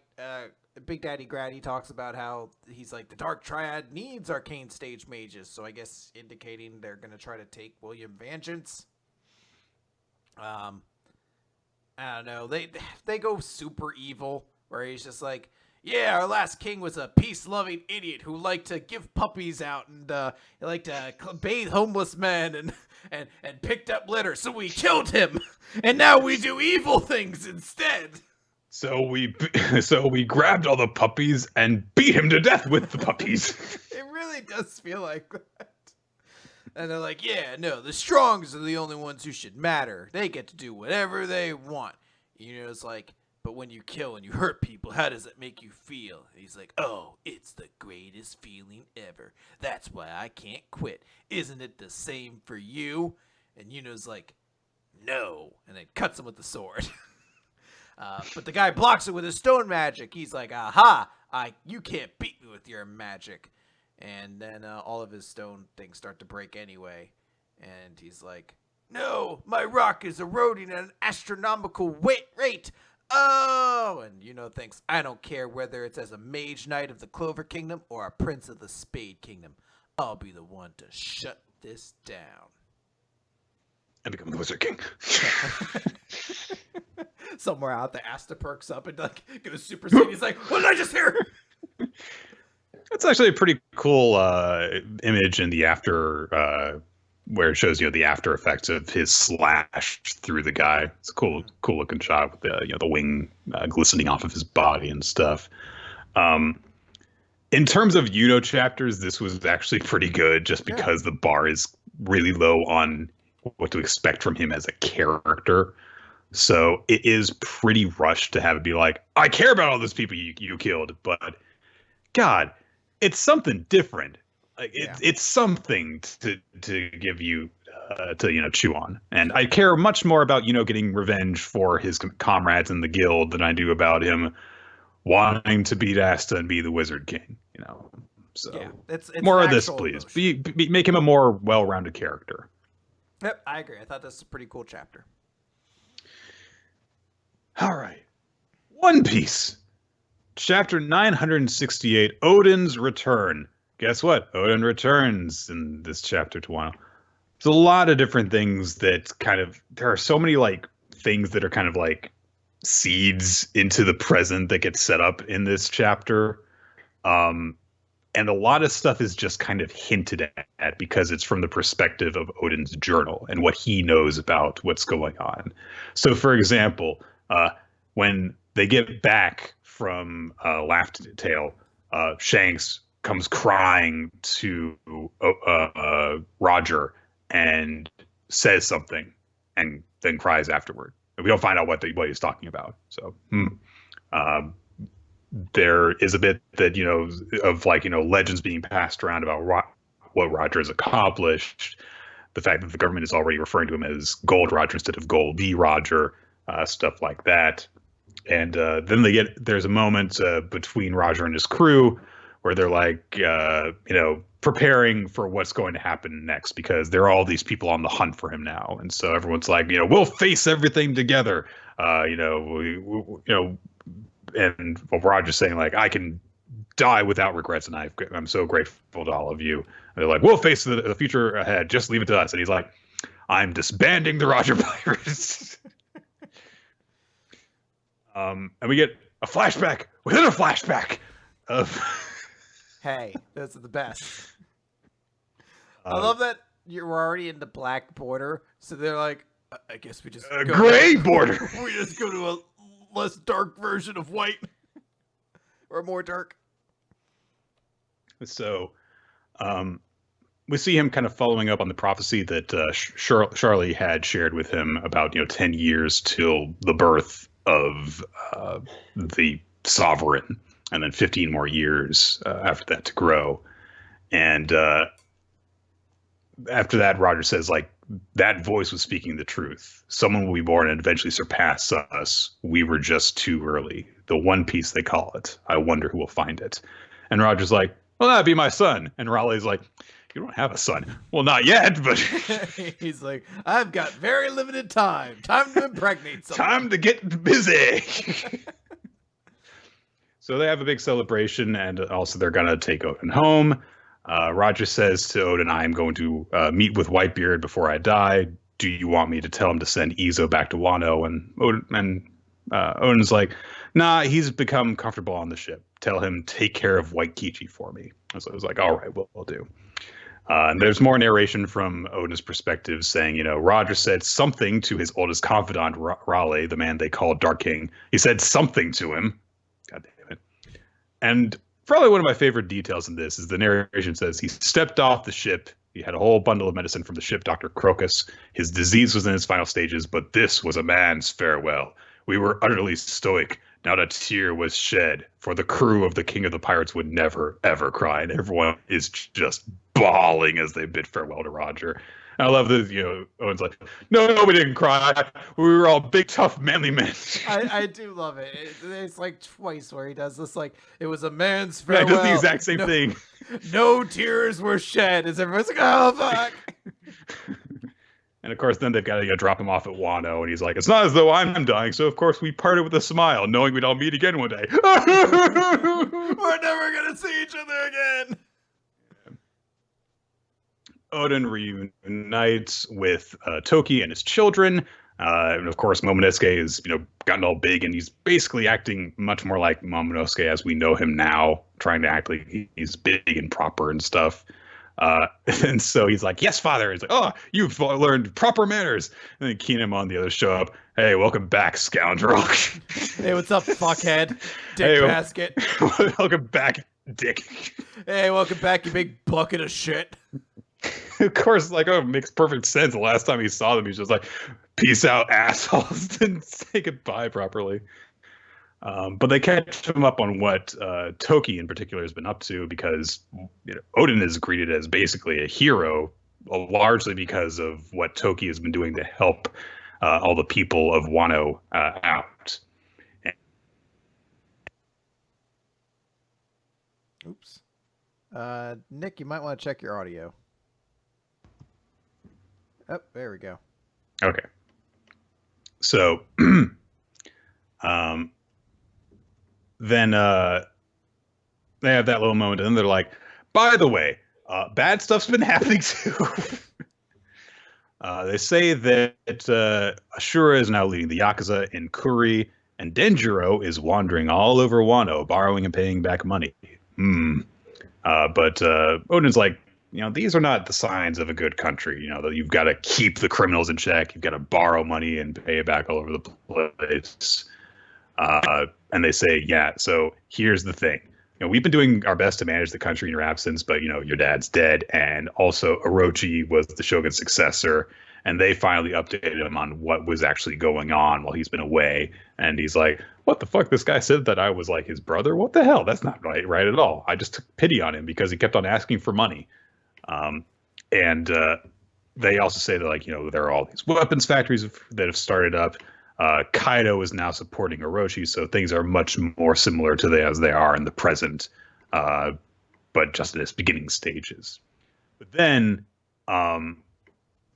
they have to share the really big stuff, which is, look, there was a weapons factory. There was a man who refused to work, and his family were executed. And so we had enough at that point. So we took up our swords. We marched to the Flower Capital, but Kaido's followers snuck into Kuri behind us. They infiltrated the castle, threatened the life of your future heir, Momonosuke, and the enemies were driven away by Kawamatsu and Dogstorm, but Lady Toki gave up her body to block the enemy's arrows when they first struck. And so Kinemon bows his head for, allowing this to happen, but Odin just goes over to Toki and is like, show me your wound. And she shows that she's got this really nasty scar in her thigh. And he's, says, you did a good job, protecting our son. But she says, listen, don't get angry over something so trivial. And Odin's like, trivial? Toki, you haven't heard the stories about my past. I see how Orochi does things. Stay here and protect my family, protect Kuri. And so he just immediately rushes off to Orochi to confront him. Just goes dashing through the woods and the streets straight towards the palace. And he's reflecting on how he's allowed this to happen in his absence, allowed Orochi to transform the country into this state. The soldiers are reacting to word of his approach, and the people are like, yay, Lord Odin's back! And he storms through the guards, goes up the steps, goes into the palace, and Orochi is just like, huh? He apparently did not receive warning, I guess, that this was coming towards him.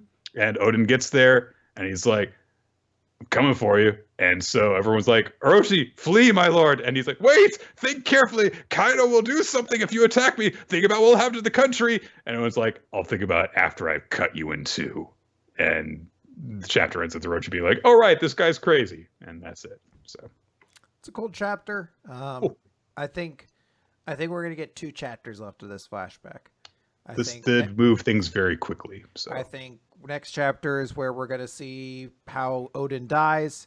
And then the chapter after that is going to lead us back into the present where a big moment is going to happen. Mm-hmm. And we're going to get the big cool moment. So I'm pretty excited. Do you think that we're going to have a big thing about who killed Odin specifically? Like the person directly responsible for his death? And do you think it's going to be someone not Kaido? I think it's going to be Kaido. It might. The only thing that might be is it might be Orochi himself, because there seemed to be some hint that Orochi might actually have a devil fruit. Well, he's got the Hydra dragon thing. Yeah, so maybe he has it now, and that's how he surprises Odin. But I think the more likely thing is it's probably going to be Kaido. I guess we'll find out soon. Yep. So that was a cool chapter. It was nice to see this much more serious side to Odin after he went on silly adventures for so long, to see oh yeah, this guy does care about people. It's just that normally he doesn't show it very directly, but piss him off, hurt the people he loves, and he'll fucking kill you without thinking about the consequences. So All right, so that's going to do it for Weekly Manga Recap. Before we get into announcing our favorites this week, I do have to make up for not saying it last time. What our recommendation we're taking is we're going to take a very often requested series, Mob Psycho 100. So Okay, I'll finally learn what that is. it's we're a little bit late getting onto that train. Yes. So we're going to be doing that. Chris, what was your favorite chapter this week? Who was your MVP? Favorite series this week was Boruto. I think Boruto finally had like a standout, amazing chapter. It was my favorite one to read this week, so I'm going to give it there. My MVP this week is going to be Senku. I really, really enjoyed Senku, and I thought he really stood out in this chapter. I like seeing his mind at work. I like the I don't know if you read the author comments when they come out, but the author comments were great because Inagaki was like, so I checked everything with my science consultant friend, and they were like, hey. Turns out petrification beams don't work. Well, no, they were like, the math Senku is doing is what is generally used on like exams in universities, and Senku just did it in his head, and it's like, yeah, it's pretty dope. No, like I mean, yeah, I have had to do shit like that in like fit in like AP physics and stuff. If you throw it at this speed, how far will it take to reach its apex and come down? That kind of thing. It's pretty crazy, yes, and he did it within seconds. It's pretty sweet. I'm going to echo your sentiment on Boruto. I thought it was a really good chapter. Like it's the only chapter I read this week where it's like beginning to end, this was really good. So, but there were definitely some good parts here and there of other stories. MVP, I'm going to give it to Odin.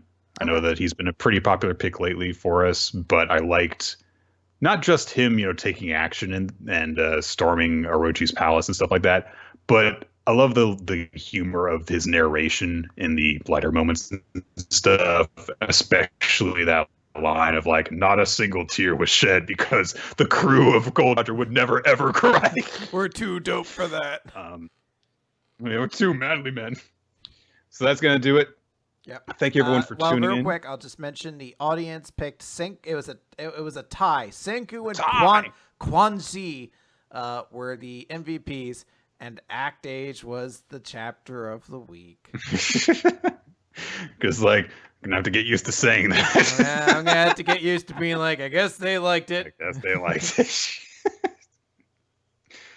Can't gonna just give it to Boruto 1 week, you fucks.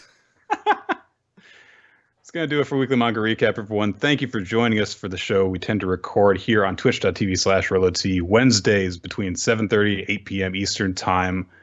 Follow us on Twitter at WMR Podcast, at RoloT, at NickFTime to find out if we need to tweak the schedule and stuff.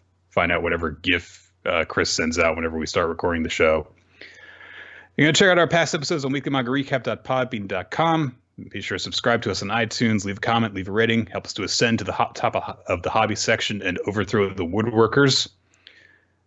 Join our Discord server to ask us questions, send us feedback, follow along with the recommendations and everything like that. There are all sorts of different stuff that is on there. And Ninja X3i maintains our list of recommended series and the supplemental rewards and stuff, and conducts at polls, at votes rather, on Twitter. For voting on favorite things to happen throughout the year. Special thanks go out to the people who help make the show what it is. Steve Mann, our title card artist. Infamous Planet for making the frame for the visual version of the stream. Milo Jack Sillitz and Winston Del Cheddar for making the opening sequence for us. Yes. And that's going to do it. All right, that's going to do it, everybody. I hope everybody enjoyed the episode, and I don't have a send-off. Nick, give me one. Stay real, Cincinnati. Stay real, queef bags. Oh, God.